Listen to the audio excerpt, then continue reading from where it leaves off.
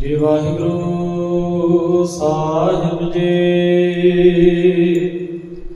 तीर्थ वरत अरदान कर, मन में तरह गुमान।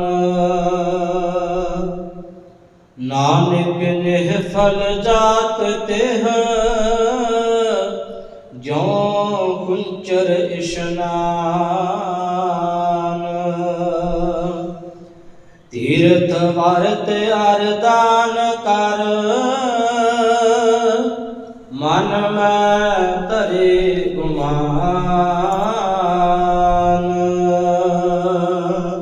वाहिगुरु जी का खालसा, वाहिगुरु जी की फतेह। परम सत्कार ते सन्मानियो चबर छतर दा कंदे मालक जुगो जुग अटल,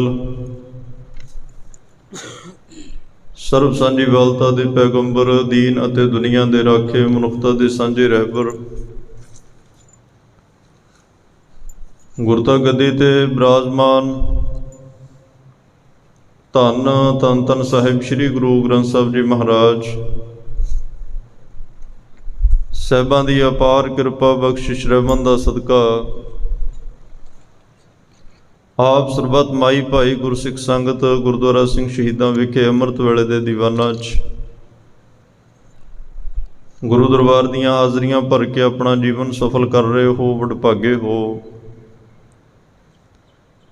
सतगुरां दी रब्बी बख्शिश दे पात्र बने, बहुत प्यार दे नाल रब्बी गुरबाणी दे नितनेम आसा जी की वार दे कीर्तन आप जियां ने सरवण कीते हन। उपरंत चल रही श्री गुरु ग्रंथ साहब महाराज की लड़ीवार कथा गुर शब्द विचार नाल जुड़न का सुभाग समा आपां सारिआं नूं प्राप्त होया।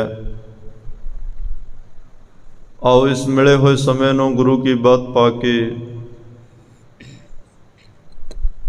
अपने जीवन जिंदगी दीआं घड़ियां पलां नूं सफल करन दा यतन करिए। अज धन साहिब श्री गुरु तेग बहादुर साहब महाराज 46वें श्लोक विच जो बख्शिश कर रहे हैं, उपदेश बख्शिश कर रहे ने, उस उपदेश नूं भावना दे नाल सरवण करके अपने मन मंदिर विच वसाइए। सतगुरां दे दरसाए मार्ग ते चलण दा यतन करिए तां कि साडा जीवन सफल हो सके। कल पातशाह ने कृपा करके दसिया कि स्वामी को गृह ज्यों सदा, स्वान तजत नहीं नित। वफादार कुकर अपने मालिक दा घर नहीं छड्डदा। भावें जिहो जिहा मर्जी समा आवे, वो मन भी चित भी अपने मालिक ते भरोसा करके रखदा है। तां इन्नी भावना दे नाल महाराज साहब कहते ने, एक मन होए एक चित।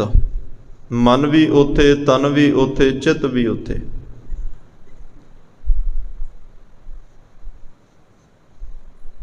तो सतगुरु कहते एक परमात्मा की भगती एक मन एक चित होके कर, जे नहीं करेगा फिर जैसे सूकर सुआन, नानक मानो ताहे तन। जे कुत्ते तो चंगा गुण लैके चलेगा फिर वो गुणा करके भी तेरी गुरु नाल सांझ बन जाएगी।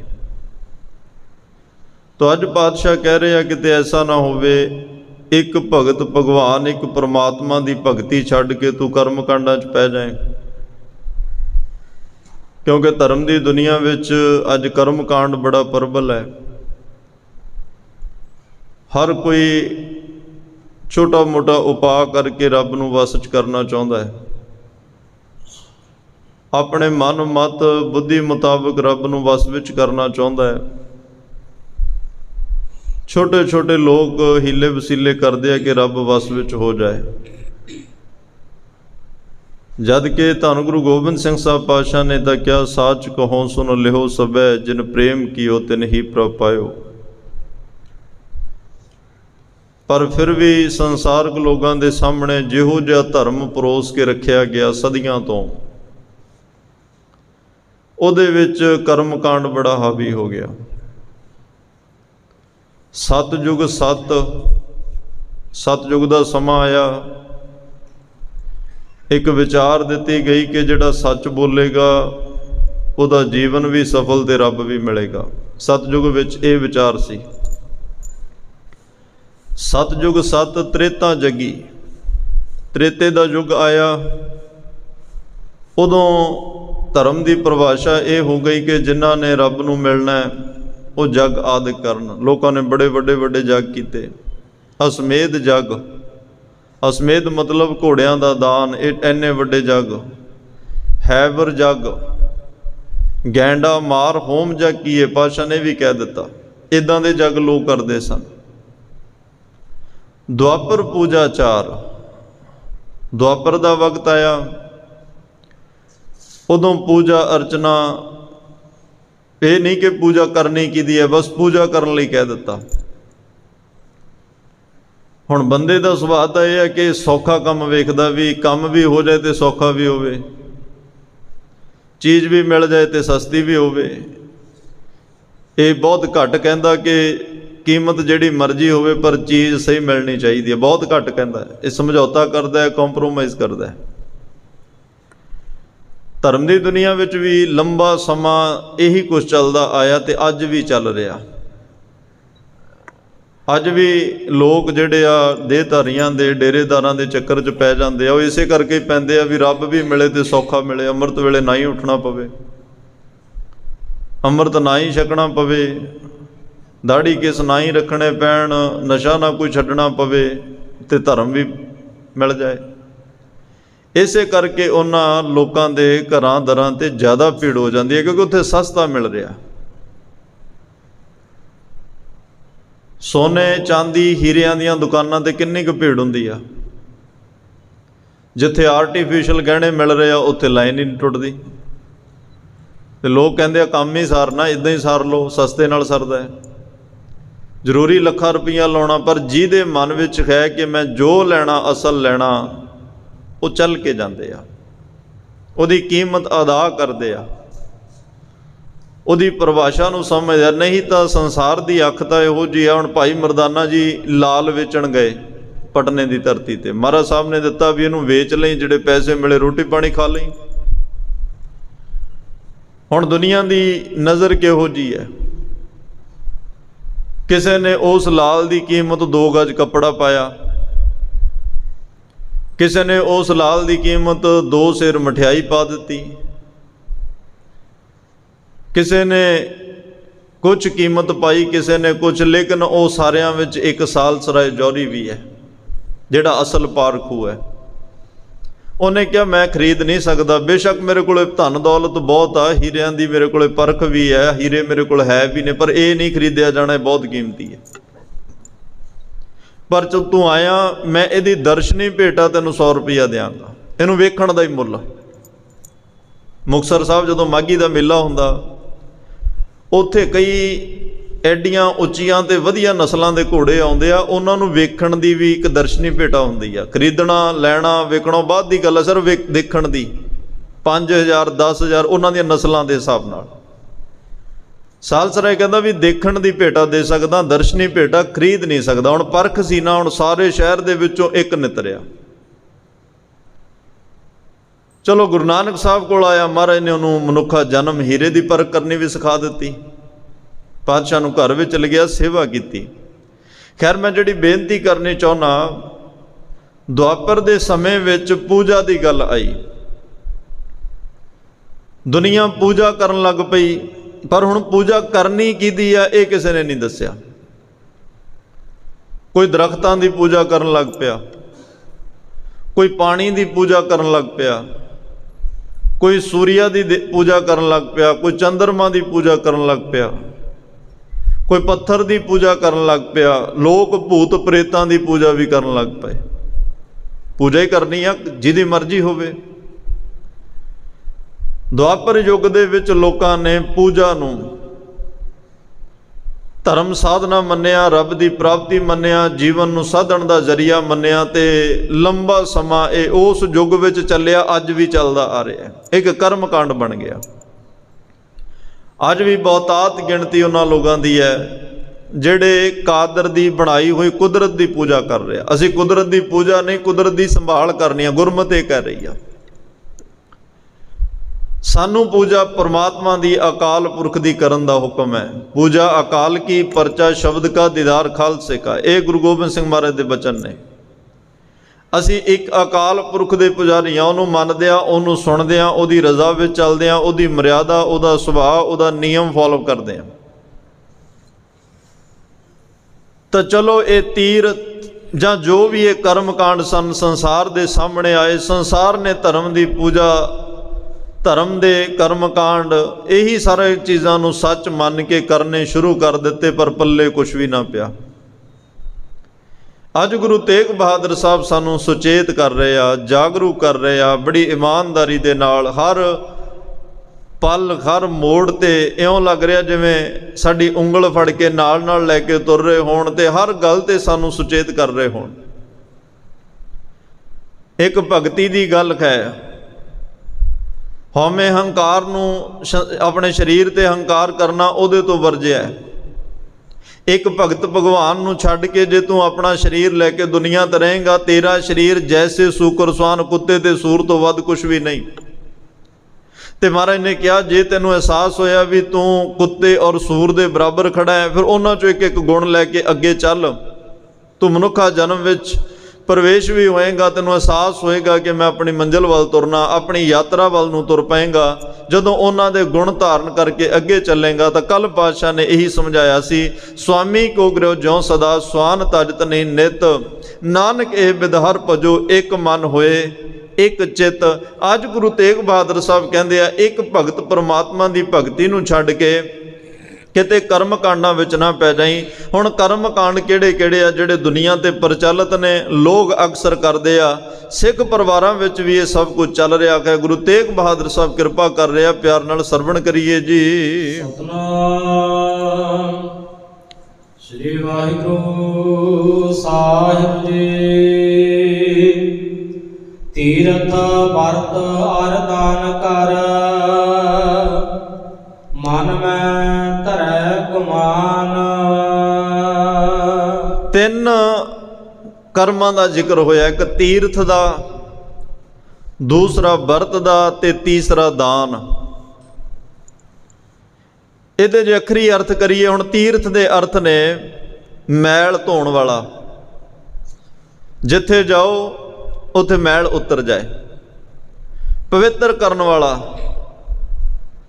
ਅਸਲ ਵਿੱਚ ਤੀਰਥ ਤਿੰਨ ਚੀਜ਼ਾਂ ਕਰਕੇ ਬਣਦਾ। ਤਿੰਨ ਜਿੱਥੇ ਇਤਿਹਾਸਕ ਵਰਤਾਰੇ ਵਰਤੇ ਹੋਣ, ਉਹ ਇੱਕ ਦਿਨ ਤੀਰਥ ਬਣ ਜਾਂਦਾ ਤੇ ਦੁਨੀਆ ਤੀਰਥ ਸਮਝ ਕੇ ਉੱਥੇ ਇਸ਼ਨਾਨ ਕਰਨ ਵਾਸਤੇ ਜਾਂਦੀ ਹੈ। ਪਹਿਲੀ ਗੱਲ, ਉੱਥੇ ਕੋਈ ਅਵਤਾਰੀ ਪੁਰਸ਼, ਕੋਈ ਰੱਬੀ ਰੂਹ, ਕੋਈ ਗੁਰੂ ਪੀਰ ਪੈਗੰਬਰ, ਉਹਦਾ ਪ੍ਰਕਾਸ਼ ਹੋਇਆ ਹੋਵੇ, ਉਦੋਂ ਉੱਥੇ ਤੀਰਥ ਬਣਦਾ ਹੈ। ਦੂਸਰੀ ਗੱਲ, ਕਿਸੇ ਅਵਤਾਰੀ ਪੁਰਸ਼, ਕਿਸੇ ਰੱਬੀ ਰਹਿਬਰ ਦਾ, ਪੈਗੰਬਰ ਦਾ ਪ੍ਰਕਾਸ਼ ਜਨਮ ਕਿਤੇ ਹੋਰ ਹੋਇਆ, ਉਹਨੇ ਜਿਸ ਥਾਂ ਨੂੰ, ਜਿਸ ਜਗ੍ਹਾ ਨੂੰ ਇੱਕ ਆਪਣੀ ਕਰਮ ਭੂਮੀ ਬਣਾ ਲਿਆ ਹੋਵੇ, ਜਿੱਥੇ ਕਰਮ ਵੀ ਕੀਤਾ ਹੋਵੇ, ਭਗਤੀ ਵੀ ਕੀਤੀ ਹੋਵੇ, ਤਪੱਸਿਆ ਕੀਤੀ ਹੋਵੇ, ਉਹ ਵੀ ਤੀਰਥ ਬਣ ਜਾਂਦਾ ਹੈ। ਕਿਸੇ ਮਹਾਨ ਸ਼ਹੀਦ ਦੀ ਸ਼ਹਾਦਤ ਹੋਈ ਹੋਵੇ, ਇੱਕ ਦਿਨ ਉਹ ਵੀ ਤੀਰਥ ਬਣ ਜਾਂਦਾ ਹੈ। ਤੇ ਤੀਸਰਾ ਪਾਤਸ਼ਾਹ ਨੇ ਕਿਹਾ, ਜਿੱਥੇ ਕੋਈ ਸਰੀਰ ਦਾ ਪਰਿਤਿਆਗ ਕਰੇ, ਕੋਈ ਦੈਵੀ ਸ਼ਕਤੀ, ਕੋਈ ਰੱਬੀ ਰੂਪ, ਪੈਗੰਬਰ, ਅਵਤਾਰੀ ਪੁਰਸ਼ ਜਿੱਥੇ ਆਪਣੇ ਸਰੀਰ ਨੂੰ ਤਿਆਗਦਾ, ਉਹ ਸਰੀਰ ਤਿਆਗਣ ਵਾਲੀ ਥਾਂ ਵੀ ਇੱਕ ਦਿਨ ਤੀਰਥ ਬਣ ਜਾਂਦੀ ਹੈ। ਜਨਮ ਸਥਾਨ, ਕਰਮ ਸਥਾਨ ਜਾਂ ਤਪ ਸਥਾਨ, ਤੇ ਤੀਸਰਾ ਹੈ ਜੋਤੀ ਜੋਤ ਸਮਾਉਣ ਵਾਲਾ ਸਥਾਨ। ਇਹ ਤਿੰਨੇ ਅਕਸਰ ਕਹਿੰਦੇ ਨੇ ਤੀਰਥ ਦਾ ਰੂਪ ਧਾਰਨ ਕਰ ਜਾਂਦੇ ਆ। ਹੁਣ ਤੀਰਥ ਤੇ ਇਨਸਾਨ ਇਸ਼ਨਾਨ ਕਰਨ ਵਾਸਤੇ ਜਾਂਦਾ, ਚਲੋ ਮਾਰੇ ਕਹਿੰਦੇ ਤੀਰਥ ਤੇ ਜਾਵੇ, ਵਰਤ ਰੱਖੇ, ਕੁਛ ਜਿਹੋ ਜਿਹਾ ਇਹਦੀ ਸ਼ਰਧਾ ਮੁਤਾਬਕ ਦਾਨ ਵੀ ਕਰੇ, ਪਰ ਇਹ ਸਾਰਾ ਕੁਛ ਕਰਕੇ ਜੇ ਮਨ ਮੈਂ ਧਰੈ ਗੁਮਾਨ, ਇੱਥੇ ਆ ਕੇ ਦਿੱਕਤ ਆ ਜਾਂਦੀ ਹੈ। ਪਿੱਛੇ ਜੇ ਪਾਤਸ਼ਾਹ ਨੇ ਕਿਹਾ ਸੀ ਕਿ ਗਰਭ ਕਰਤ ਹੈ ਦੇਹ ਕੋ, ਆਪਣੀ ਦੇਹ ਦਾ, ਸਰੀਰ ਦਾ ਮਾਣ ਨਾ ਕਰ, ਕਿਉਂਕਿ ਬਿਨ ਸਹਿ ਛਿਨਮੈ ਮੀਤ। ਹੰਕਾਰ ਤਾਂ ਕਿਸੇ ਵੀ ਗੱਲ ਦਾ ਹੋਵੇ, ਰੱਬ ਨੂੰ ਨਹੀਂ ਚੰਗਾ ਲੱਗਦਾ। ਹਰ ਜੀਉ ਹੰਕਾਰ ਨਾ ਪਾਵੇ। वेद कूक सुनावे, ये रब नूं नहीं चंगा लगता। ते जे अज तू तीर्थ ते इशनान करके मान करें, तू वर्त रख के मान करें, ते तू दान करके मान करें, ते महाराज कहते ये भी परमात्मा नूं चंगा नहीं लगता। अंदर हौमे दे फुरने बन रहे ने ते बाहर तू कर्म धर्म दा कर रहा, तो यह तो रब नाल फिर सांझ नहीं ना बननी। चलो तीर्थ, तीर्थ की परिभाषा महाराज दे रहे ने। ते दूसरा है वर्त। वर्त का अर्थ हुंदा प्रण करना, प्रतिज्ञा करनी। प्रण कर लिया भी अज सारा दिन रोटी नहीं खानी, प्रण कर लिया मैं अज सारा दिन दुध नहीं पीना, प्रण कर लिया मैं अज सारा दिन आ काम नहीं करना। प्रतिज्ञा करी ना, प्रतिज्ञा ली जाती है, चंगी गल है। डॉक्टर भी कहते हैं, साइंस भी कहती है भी एक दिन पेट नूं खाली रखना चाहिए, शरीर नूं तंदुरुस्त रखने लई करो तो चंगी गल है। पर रब नूं मिलण वास्ते एक कर्म होवे तो महाराज साहब ने इनू गुरबाणी च खंडन किया। छोड़े अन्न करे पखंड, ना ओ सुहागण ना ओह रंड। तो तीसरा पातशाह ने क्या, दान। पहली गल, रब नूं दान नहीं दिता जा सकता, ना गुरु नूं दान दिता जा सकता, क्योंकि दान देने वाले इदां दी मुद्रा होएगी भी अगला हथ करे तो असीं इदां उहदी झोली विच उहदी भांडे विच पाईए। रब नूं तां किसी अगे हथ अड्डण दी लोड़ ही नहीं। गुरु किसी अगे हथ क्यों अड्डेगा? क्योंकि देखो साडे सारियां दे घर ने, आपां घरां वाले बैठे हाँ, किसी दा छोटा, किसी दा वड्डा, किसी दा नवां, किसी दा पुराणा, गल वखरी है, पर घर तां सारियां कोल है ना। कदे किसी दे घर दे बाहर लिखिया पढ़िया होवे, जां किसी दे घर विच ये आवाज़ आउंदी होवे, जां तुसीं किसी दे घर नूं वेख के क्या होवे, घर तां तेरा सब कुछ है। कदे किसी के घर ये नहीं ना क्या भी घर तां तेरा सब कुछ है, जिस दे सो पावे। केवल धन गुरु ग्रंथ साहब पातशाह दे कोल जदों गुरु घर विच गुरुद्वारे आउंदे आ, इत्थे आके ये शब्द बड़े मान नाल पढ़े जांदे आ, साचे साहिबा क्या नहीं घर तेरा, घर तां तेरा सब कुछ है, इत्थे सारा कुछ है, फिर गुरु किसी अगे हथ क्यों अड्डेगा? जे हुण तुसीं कहो भी हथ नहीं अड्डदा, फिर गोलक क्यों? गोलक ये जिहड़े धर्म के कर्म ने, इन्हां स्थानां दीयां सेवा संभालां ने, लंगर चलने ने, उहदे लई माया की जरूरत है। वो सिख दसां नौहां की किरत करे, दसां नौहां की किरत विच वो दसवां दसवंध कढे, वो दसवंध नाल लंगरां मंदिरां दीयां सेवावां चलदियां, तां कि तेरी सेवा सफल होवे, तू रस्त लैके आवें, तेरे घर विच बरकतां पैण। माया की सेवा करें, तेरी माया चंगे थावें लगे, दुखां तकलीफां बीमारियां कोर्ट कचहरियां दे विच ना लगे। सतगुरु कहंदे मैं इस करके कहा कि चंगे कंमां लई माया नूं खर्च। ते नाले भी कह दिता, गरीब दा मूँह गुरु दी गोलक। तैनूं कोई लोड़वंद नज़र आउंदा है, कोई बच्चा चंगा काबल है पढ़न वास्ते पर फीस नहीं दे सकता, फीस दे दे, गुरु दी गोलक विच ही आ जाना। कोई इलाज कन्नियों मर रहा है, चंगा उहदे परिवार ते सारी जिम्मेवारी है, पिछे बच्चे छोटे छोटे ने, अज उहदे ला इलाज बीमारी, कोई एक्सीडेंट इदां दी नौबत आ गई, डॉक्टर कह रहा भी जे तू ऑपरेशन करा लवें, डॉक्टर कहंदे आ जे तू आ इंजैक्शन लवा लवें तेरी जान बच सकती है, लेकिन पैसे नहीं। जे तुसी उस वेले उहदी मदद कर सकते हो, उहदा इलाज करा सकते हो, कई जने इकट्ठे होकर करा सकते हो, गुरु की गोलक विच चले गए। क्योंकि हरमंदर साहब की सेवा कई साल चली। एक वक्त इहो जिहा आया जदों लाहौर काल पए, दुनिया मर रही है, कोई दुख करके कोई भुख करके मर रहा। गुरु अर्जन देव पातशाह ने कहा हरमंदर साहब की सेवा तो फिर भी हो जाएगी, पर आ जिहड़ी परमात्मा की कायनात है इनू बचाउणा जरूरी है, रब की खलकत नू बचाउणा जरूरी है। किते साडे हुंदियां ये ना दुख ते भुख करके मर जाण, आपां दरबार साहब तो फिर भी बना लांगे।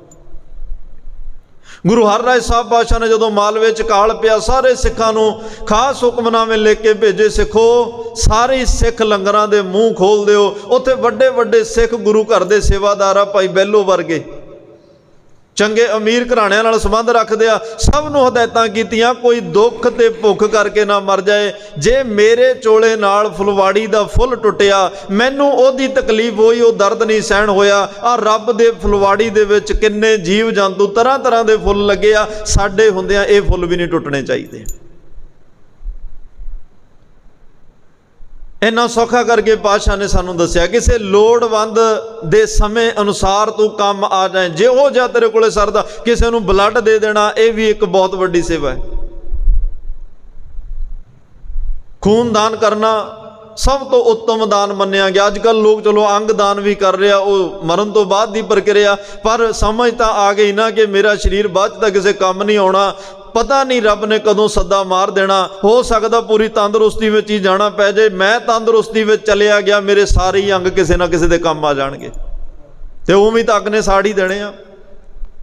ਅੱਜ ਹੌਲੀ ਹੌਲੀ ਸਮਝ ਆ ਰਹੀ ਆ ਲੋਕਾਂ ਨੂੰ, ਪਰ ਸਤਿਗੁਰੂ ਪਾਤਸ਼ਾਹ ਨੇ ਕਿਹਾ ਜੈਸਾ ਵਿੱਤ ਤੈਸਾ ਹੋਏ ਵਰਤੈ, ਆਪਣਾ ਬਲ ਨਹੀਂ ਹਾਰਿਆ। ਭਾਈ ਗੁਰਦਾਸ ਸਾਹਿਬ ਕਹਿੰਦੇ ਜਿਹੋ ਜਿਹਾ ਵਿੱਤ ਬਲ ਤੈਨੂੰ ਰੱਬ ਨੇ ਦਿੱਤਾ, ਉਹੋ ਜੀ ਸੇਵਾ ਕਰ, ਉਹੋ ਜਿਹਾ ਦਾਨ ਕਰ। ਹਾਂ, ਦਾਨ ਆਪ ਤੋਂ ਛੋਟੇ ਨੂੰ ਦਿੱਤਾ ਜਾਂਦਾ, ਗੁਰੂ ਨੂੰ ਭੇਟਾ ਦਿੱਤੀ ਜਾਂਦੀ ਆ, ਗੁਰੂ ਨੂੰ ਦਾਨ ਨਹੀਂ ਦੇ ਸਕਦੇ ਕਿਉਂਕਿ ਗੁਰੂ ਸਭ ਤੋਂ ਵੱਡਾ ਹੈ। ਜਦੋਂ ਅਸੀਂ ਭੇਟਾ ਲੈ ਕੇ ਜਾਂਦੇ ਹਾਂ, ਹੁਣ ਤੁਸੀਂ ਰੁਮਾਲਾ ਸਾਹਿਬ ਲੈ ਕੇ ਜਾਓ, ਦੋਵੇਂ ਹੱਥਾਂ ਦੇ ਉੱਪਰ ਰੱਖਿਆ ਹੁੰਦਾ। ਤੁਸੀਂ ਕੜਾਹ ਪ੍ਰਸ਼ਾਦ ਦੀ ਦੇਗ ਲੈ ਕੇ ਆਉਂਦੇ ਹੋ, ਦੋਵੇਂ ਹੱਥਾਂ ਦੇ ਪਾਵਨ ਬੜੇ ਸਤਿਕਾਰ ਨਾਲ ਅਸੀਂ ਉਸ ਦੇਗ ਨੂੰ ਫੜਿਆ ਹੁੰਦਾ। ਕੋਈ ਹੋਰ ਭੇਟਾ ਲੈ ਕੇ ਆਉਂਦੇ ਹੋ ਤਾਂ ਉਹ ਵੀ ਬੜੇ ਸਤਿਕਾਰ ਨਾਲ ਦੋਵੇਂ ਹੱਥਾਂ ਨਾਲ ਫੜੀ ਹੁੰਦੀ ਆ। ਭੇਟਾ ਦੇਣ ਦਾ ਇਹੀ ਤਰੀਕਾ ਹੁੰਦਾ ਕਿ ਮਹਾਰਾਜ ਜੋ ਤੁਸੀਂ ਦਿੱਤਾ ਆ ਲਓ, ਦਰ ਤੇ ਪ੍ਰਵਾਨ ਕਰ ਲਓ। ਤੇ ਦਾਨ ਦੇਣ ਵੇਲੇ ਜਦੋਂ ਜਿਹੜੀ ਪ੍ਰਕਿਰਿਆ, ਉਦੋਂ ਲੈਣ ਵਾਲੇ ਦੇ ਹੱਥ ਨੀਵੇਂ ਹੁੰਦੇ ਆ ਤੇ ਦੇਣ ਵਾਲਾ ਉੱਪਰੋਂ ਇਦਾਂ ਸਿੱਟ ਰਿਹਾ ਵੀ ਤੂੰ ਮੇਰੇ ਦਰ ਤੇ ਮੰਗਣ ਵਾਸਤੇ ਆਇਆ ਕੁਛ। ਪਰ ਸੰਸਾਰ ਦੇ ਲੋਕਾਂ ਨੇ, ਦੁਨੀਆਦਾਰਾਂ ਨੇ, ਅਮੀਰਾਂ ਵੱਡੇ ਲੋਕਾਂ ਨੇ ਜਦੋਂ ਇਸ ਗੱਲ ਦੀ ਗੁਰਬਾਣੀ ਨੂੰ ਨਾ ਪੜ੍ਹਿਆ ਹੋਵੇ, ਸਮਝ ਨਾ ਹੋਵੇ, ਉਦੋਂ ਉਹ ਸੋਚਦੇ ਆ ਵੀ ਅਸੀਂ ਗੁਰੂ ਘਰ ਵੀ ਦਾਨ ਹੀ ਕਰਕੇ ਆਏ ਆ। ਨਾਮ ਲਿਖਾ ਕੰਧਾਂ ਕਾਲੀਆਂ ਕਰ ਦਿੰਦੇ ਆ, ਪੱਖੇ ਤੱਕ ਨਾਮ ਲਿਖਾਏ ਜਾਂਦੇ। ਹੁਣ ਪੱਖਾ 1100-1200 ਦਾ 1500 ਦਾ ਹੋਏਗਾ, ਉਸ ਪੱਖੇ ਦੇ ਵੀ ਸਾਰੇ ਪਰਿਵਾਰ ਦਾ ਨਾਂ ਲਿਖਿਆ ਹੁੰਦਾ। ਕਈ ਇਦਾਂ ਦੇ ਆ ਕਿ ਗੁਰੂ ਗ੍ਰੰਥ ਸਾਹਿਬ ਮਹਾਰਾਜ ਲਈ ਜੇ ਪਾਲਕੀ ਸਾਹਿਬ ਬਣਾ ਦੇਣਾ, ਪਾਲਕੀ ਤੇ ਸਾਰਿਆਂ ਦਾ ਨਾਮ ਲਿਖਿਆ ਹੁੰਦਾ। ਕਦੇ ਗੁਰੂ ਗ੍ਰੰਥ ਸਾਹਿਬ ਮਹਾਰਾਜ ਨੇ ਰੌਲਾ ਪਾਇਆ ਜਾਂ ਦੁਨੀਆ ਨੂੰ ਦੱਸਿਆ ਹੋਵੇ ਵੀ ਮੈਂ ਇਹਦੇ ਘਰ ਪੁੱਤਰ ਨਹੀਂ ਸੀ, 18 ਸਾਲਾਂ ਬਾਅਦ ਪੁੱਤਰ ਮੈਂ ਦਿੱਤਾ, ਇਹਦੇ ਕੋਲੇ ਘਰ ਹੀ ਨਹੀਂ ਸੀ ਬਣ ਰਿਹਾ, 20-25 ਸਾਲ ਹੋ ਗਏ ਸੀ ਲੱਗੇ ਨੂੰ, ਮੈਂ ਕਿਰਪਾ ਕੀਤੀ ਤੇ ਇਹਨੂੰ ਘਰ ਬਣਾਤਾ, ਇਹਦੇ ਤੋਂ ਬੱਚਿਆਂ ਦੀ ਫੀਸ ਨਹੀਂ ਸੀ ਭਰੀ ਜਾਂਦੀ, ਮੈਂ ਇਹੋ ਜਿਹੀ ਕਿਰਪਾ ਕਰੀ ਇਹਦੀ ਫੀਸ ਹੀ ਭਰਾ ਦਿੱਤੀ। ਕਦੇ ਗੁਰੂ ਨੇ ਐਵੇਂ ਦਾ ਰੌਲਾ ਪਾਇਆ? ਗੁਰੂ ਸਾਹਿਬ ਜਦ ਕੇ ਦਾਨ ਦੇ ਰਹੇ ਨੇ, ਔਰ ਤੇਰੇ ਦਾਨ ਕੀਮਤ ਨਾ ਪਵੇ, ਉਹਦੇ ਦਾਨ ਦੀ, ਇੱਕ ਦਾਨ ਦੀ ਵੀ ਸਾਡੇ ਕੋਲੇ ਕੀਮਤ ਨਹੀਂ ਆ ਦੇਣ ਨੂੰ। ਹਾਂ, ਸਰੀਰ ਦੀ ਕੀਮਤ ਜੇ ਗੁਰੂ ਮੰਗ ਲਏ ਅਸੀਂ ਦੇ ਸਕਦੇ ਹਾਂ। ਅਮਰੀਕਾ ਨੇ 100 ਅਰਬ ਡਾਲਰ ਇਹ ਸਰੀਰ ਦੀ ਕੀਮਤ ਪਾਈ ਆ, ਫਿਰ ਵੀ ਕੋਈ ਖਰੀਦ ਸਕਦਾ। ਪਰ ਮਹਾਰਾਜ ਕਹਿੰਦੇ ਜਦੋਂ ਇੱਕ ਅੰਗ ਨਕਾਰਾ ਹੋ ਜਾਏ, ਕੀਮਤ ਉਹਦੀ ਨਹੀਂ ਚੁਕਾਈ ਜਾਂਦੀ, ਉੱਥੇ ਵੀ ਬੰਦਾ ਭਾਣਾ ਮੰਨ ਲੈਂਦਾ। ਉਹਦੇ ਦਾਨਾਂ ਦੀ ਕੀਮਤ ਨਹੀਂ, ਬਸ ਅਸੀਂ ਉਹਦਾ ਸ਼ੁਕਰਾਨਾ ਕਰ ਸਕਦੇ ਹਾਂ। ਖੈਰ, ਅੱਜ ਗੁਰੂ ਤੇਗ ਬਹਾਦਰ ਸਾਹਿਬ ਪਾਤਸ਼ਾਹ ਕਹਿ ਰਹੇ ਆ, ਭਾਈ ਤੀਰਥ ਵਰਤ ਅਰ ਦਾਨ ਕਰ। ਤੀਰਥਾਂ ਤੇ ਜਾਵੇਂ, ਵਰਤ ਰੱਖੇ, ਦਾਨ ਕਰੇ, ਤੇ ਸਾਰਾ ਕੁਛ ਕਰਕੇ ਮਨ ਮੈਂ ਧਰੈ ਗੁਮਾਨ। ਆਪਣੇ ਮਨ ਵਿੱਚ ਸੋਚ ਕੇ ਵੇਖ ਲਿਓ, ਕਦੇ ਬਾਣੀ ਪੜ੍ਹ ਕੇ ਹੰਕਾਰ ਤਾਂ ਨਹੀਂ ਹੋਇਆ? ਕਦੇ ਨਿਤਨੇਮ ਕਰਕੇ ਮਨ ਵਿੱਚ ਇਹ ਖਿਆਲ ਹੋਇਆ ਹੋਵੇ ਵੀ ਅੱਜ ਤਾਂ ਮੈਂ ਨਿਤਨੇਮ ਕੀਤਾ, ਮੇਰੇ ਵਰਗਾ ਕੌਣ ਹੈ? ਕਦੇ ਇਦਾਂ ਦਾ ਖਿਆਲ ਤਾਂ ਨਹੀਂ ਆਇਆ ਵੀ ਅੱਜ 2-3 ਪਾਠ ਸੁਖਮਨੀ ਸਾਹਿਬ ਦੇ ਕਰ ਲਏ ਤੇ ਮੇਰੇ ਵਰਗਾ ਤਾਂ ਆਲੇ ਦੁਆਲੇ ਹੈ ਹੀ ਕੋਈ ਨਹੀਂ, ਮੈਂ 2:30 ਵਜੇ ਉੱਠ ਕੇ ਇਸ਼ਨਾਨ ਕੀਤਾ। ਲੈ, ਤੁਸੀਂ ਇਸ ਗੱਲ ਦਾ ਇੱਕ ਦਿਨ ਮਾਣ ਕਰ ਲਿਓ, ਮੈਂ 2:30 ਵਜੇ ਉੱਠਦਾ, ਅਗਲੇ ਦਿਨ ਜਾਗ ਹੀ ਨਹੀਂ ਆਉਣੀ। ਸਤਿਗੁਰੂ ਹਰ ਵੇਲੇ ਜਿਵੇਂ ਮਹਾਵਤ ਕੁੰਡਾ ਲੈ ਕੇ ਹਾਥੀ ਦੇ ਉੱਤੇ ਬੈਠਾ ਨਾ, ਤੇ ਮਨ ਹਾਥੀ ਵਰਗਾ ਕਈ ਵਾਰ ਮਨ ਮਰਜ਼ੀ ਕਰ ਜਾਂਦਾ, ਪਲ ਪਲ ਤੇ ਕਰਦਾ। ਮਹਾਵਤ ਉਸੇ ਵੇਲੇ ਕੁੰਡਾ ਲਾ ਕੇ ਕਹਿ ਦਿੰਦਾ, ਭਾਈ ਨਹੀਂ ਇੱਥੇ ਗਲਤ ਆ, ਤੂੰ ਇੱਧਰ ਨੂੰ ਚੱਲ। ਗੁਰੂ ਹਰ ਵੇਲੇ ਚੌਂਕੀਦਾਰ ਸਾਡਾ ਕਰ ਰਿਹਾ, ਹਰ ਵੇਲੇ ਪਹਿਰੇਦਾਰੀ ਗੁਰੂ ਸਾਹਿਬ ਕਰ ਰਿਹਾ, ਹਰ ਵੇਲੇ ਸ਼ਬਦ ਦਾ ਕੁੰਡਾ ਸਾਡੇ ਮਨ ਹਾਥੀ ਦੇ ਉੱਤੇ ਲਾ ਕੇ ਰੱਖਿਆ ਹੋਇਆ, ਕਿਉਂਕਿ ਇਹ ਪਲ ਪਲ ਨਿੱਕੀਆਂ ਨਿੱਕੀਆਂ ਗੱਲਾਂ ਦਾ ਹੰਕਾਰ ਕਰ ਲੈਂਦਾ। ਗੁਰੂ ਘਰ ਆ ਕੇ ਵੀ ਹੰਕਾਰ ਕਰਨੋਂ ਨਹੀਂ ਹਟਦਾ। ਬਾਹਰ ਤਾਂ ਚਲੋ ਕਰਦਾ ਹੀ ਹੈ, ਗੁਰੂ ਘਰ ਆ ਕੇ ਵੀ ਕਈ ਵਾਰ ਇਹਦਾ ਮਨ ਸੇਵਾ ਕਰਕੇ ਹੰਕਾਰੀ ਹੋ ਜਾਂਦਾ ਹੈ, ਕੋਈ ਹੋਰ ਨਿੱਕੀ ਮੋਟੀ ਸੇਵਾ ਕਰਕੇ ਹੰਕਾਰੀ ਹੋ ਜਾਂਦਾ। ਪਾਤਸ਼ਾਹ ਕਹਿੰਦੇ ਹੰਕਾਰ ਜਦੋਂ ਵੀ ਹੋਏਗਾ, ਜੋ ਹੰਕਾਰਿਆ ਸੋ ਮਾਰਿਆ। ਆਮ ਅਸੀਂ ਪੰਜਾਬੀ 'ਚ ਕਹਿ ਦਿੰਦੇ ਹਾਂ, ਜਿਹਨੂੰ ਹੰਕਾਰ ਹੋਇਆ ਉਹ ਗਿਆ, ਉਹਨੂੰ ਇਸ ਦਰ ਤੋਂ ਕੁਛ ਨਹੀਂ ਮਿਲ ਸਕਦਾ, ਰੱਬ ਦੇ ਘਰੋਂ ਨੂੰ ਕੁਛ ਨਹੀਂ ਮਿਲ ਸਕਦਾ। ਤੇ ਸਾਰਾ ਕੁਛ ਕਰਕੇ ਇੱਕ ਤਾਂ ਮਹਾਰਾਜ ਕਹਿੰਦੇ ਹਾਥੀ ਦੇ ਇਸ਼ਨਾਨ ਵਰਗੀ ਬਣ ਜਾਣੀ ਆ ਗੱਲ। ਜੇ ਤੀਰਥ ਵਰਤ ਤੇ ਦਾਨ ਕਰਕੇ ਤੂੰ ਗੁਮਾਨ ਕਰੇ ਨਾ, ਹਾਥੀ ਦੇ ਇਸ਼ਨਾਨ ਵਰਗਾ ਕੰਮ ਹੋ ਜਾਣਾ। ਹਾਥੀ ਦਾ ਇਸ਼ਨਾਨ ਕਿਵੇਂ ਆ? ਉਹ ਵੈਸੇ ਵੀ ਖੇ ਉਡਾਉਂਦਾ ਰਹਿੰਦਾ, ਸੁੱਕਾ ਬਿਨਾਂ ਇਸ਼ਨਾਨ ਤੋਂ ਵੀ ਨਾ ਸੁੰਡ ਨਾਲ ਖੇ ਉਡਾਉਂਦਾ, ਆਪਣੇ ਪਿੰਡੇ ਤੇ ਪਾ ਲੈਂਦਾ, ਚਲੋ ਹਵਾ ਚੱਲੀ ਉਹ ਖੇ ਉੱਡ ਜਾਂਦੀ ਹੈ।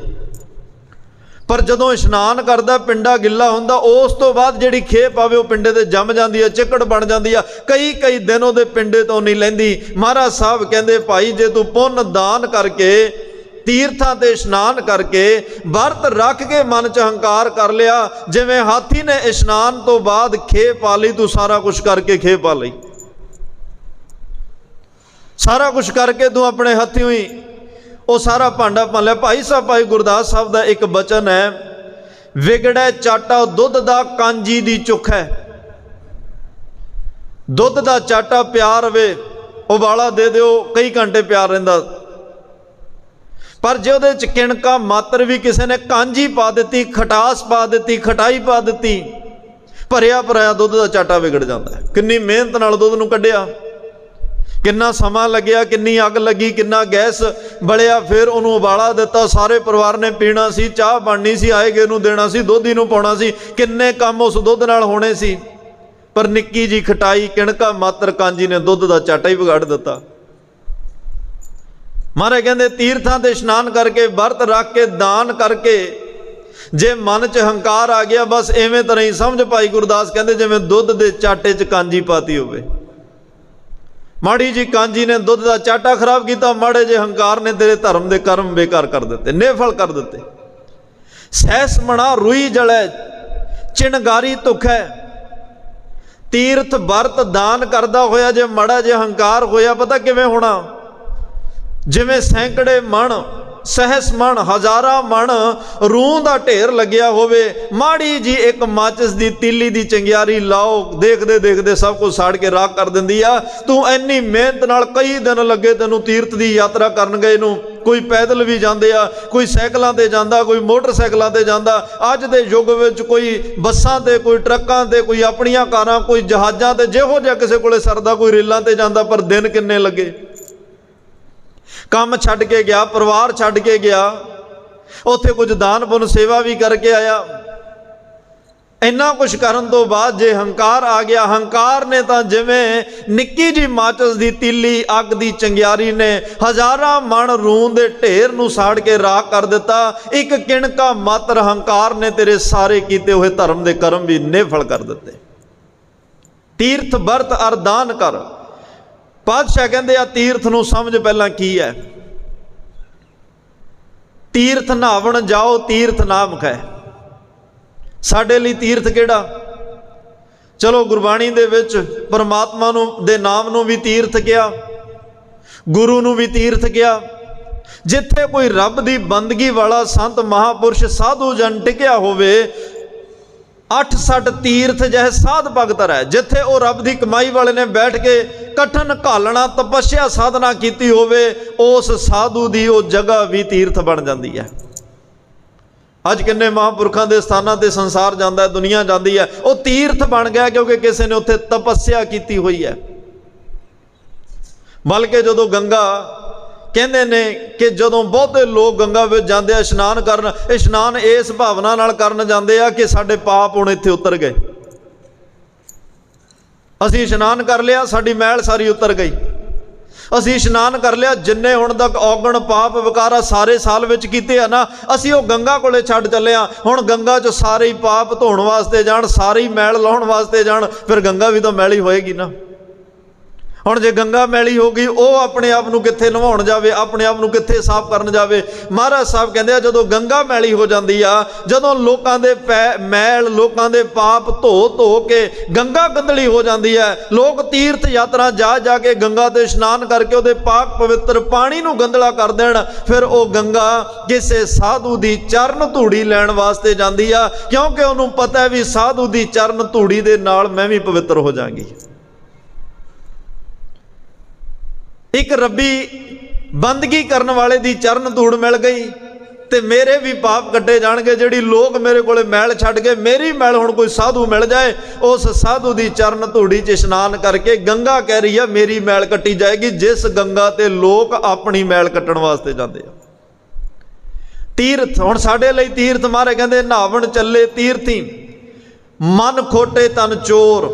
हुण जदों तीर्थ ते जाना, एक गल ख्याल विच रखियो, असी तीर्थां ते जाने आ, तीर्थ मतलब चलो हजूर साहब साडे लई तीर्थ है, ਜੇ ਅਸੀਂ ਬਾਹਰੀ ਤੌਰ ਤੇ ਅਰਥ ਕਰੀਏ, ਇਸ ਗੱਲ ਨੂੰ ਅਸੀਂ ਕੰਡੈਮ ਨਹੀਂ ਕਰ ਸਕਦੇ। ਅੱਜ ਇਸ ਪਾਵਨ ਸਥਾਨ ਤੇ ਬੈਠੇ ਆ, ਇਹ ਵੀ ਇੱਕ ਤੀਰਥ ਹੈ।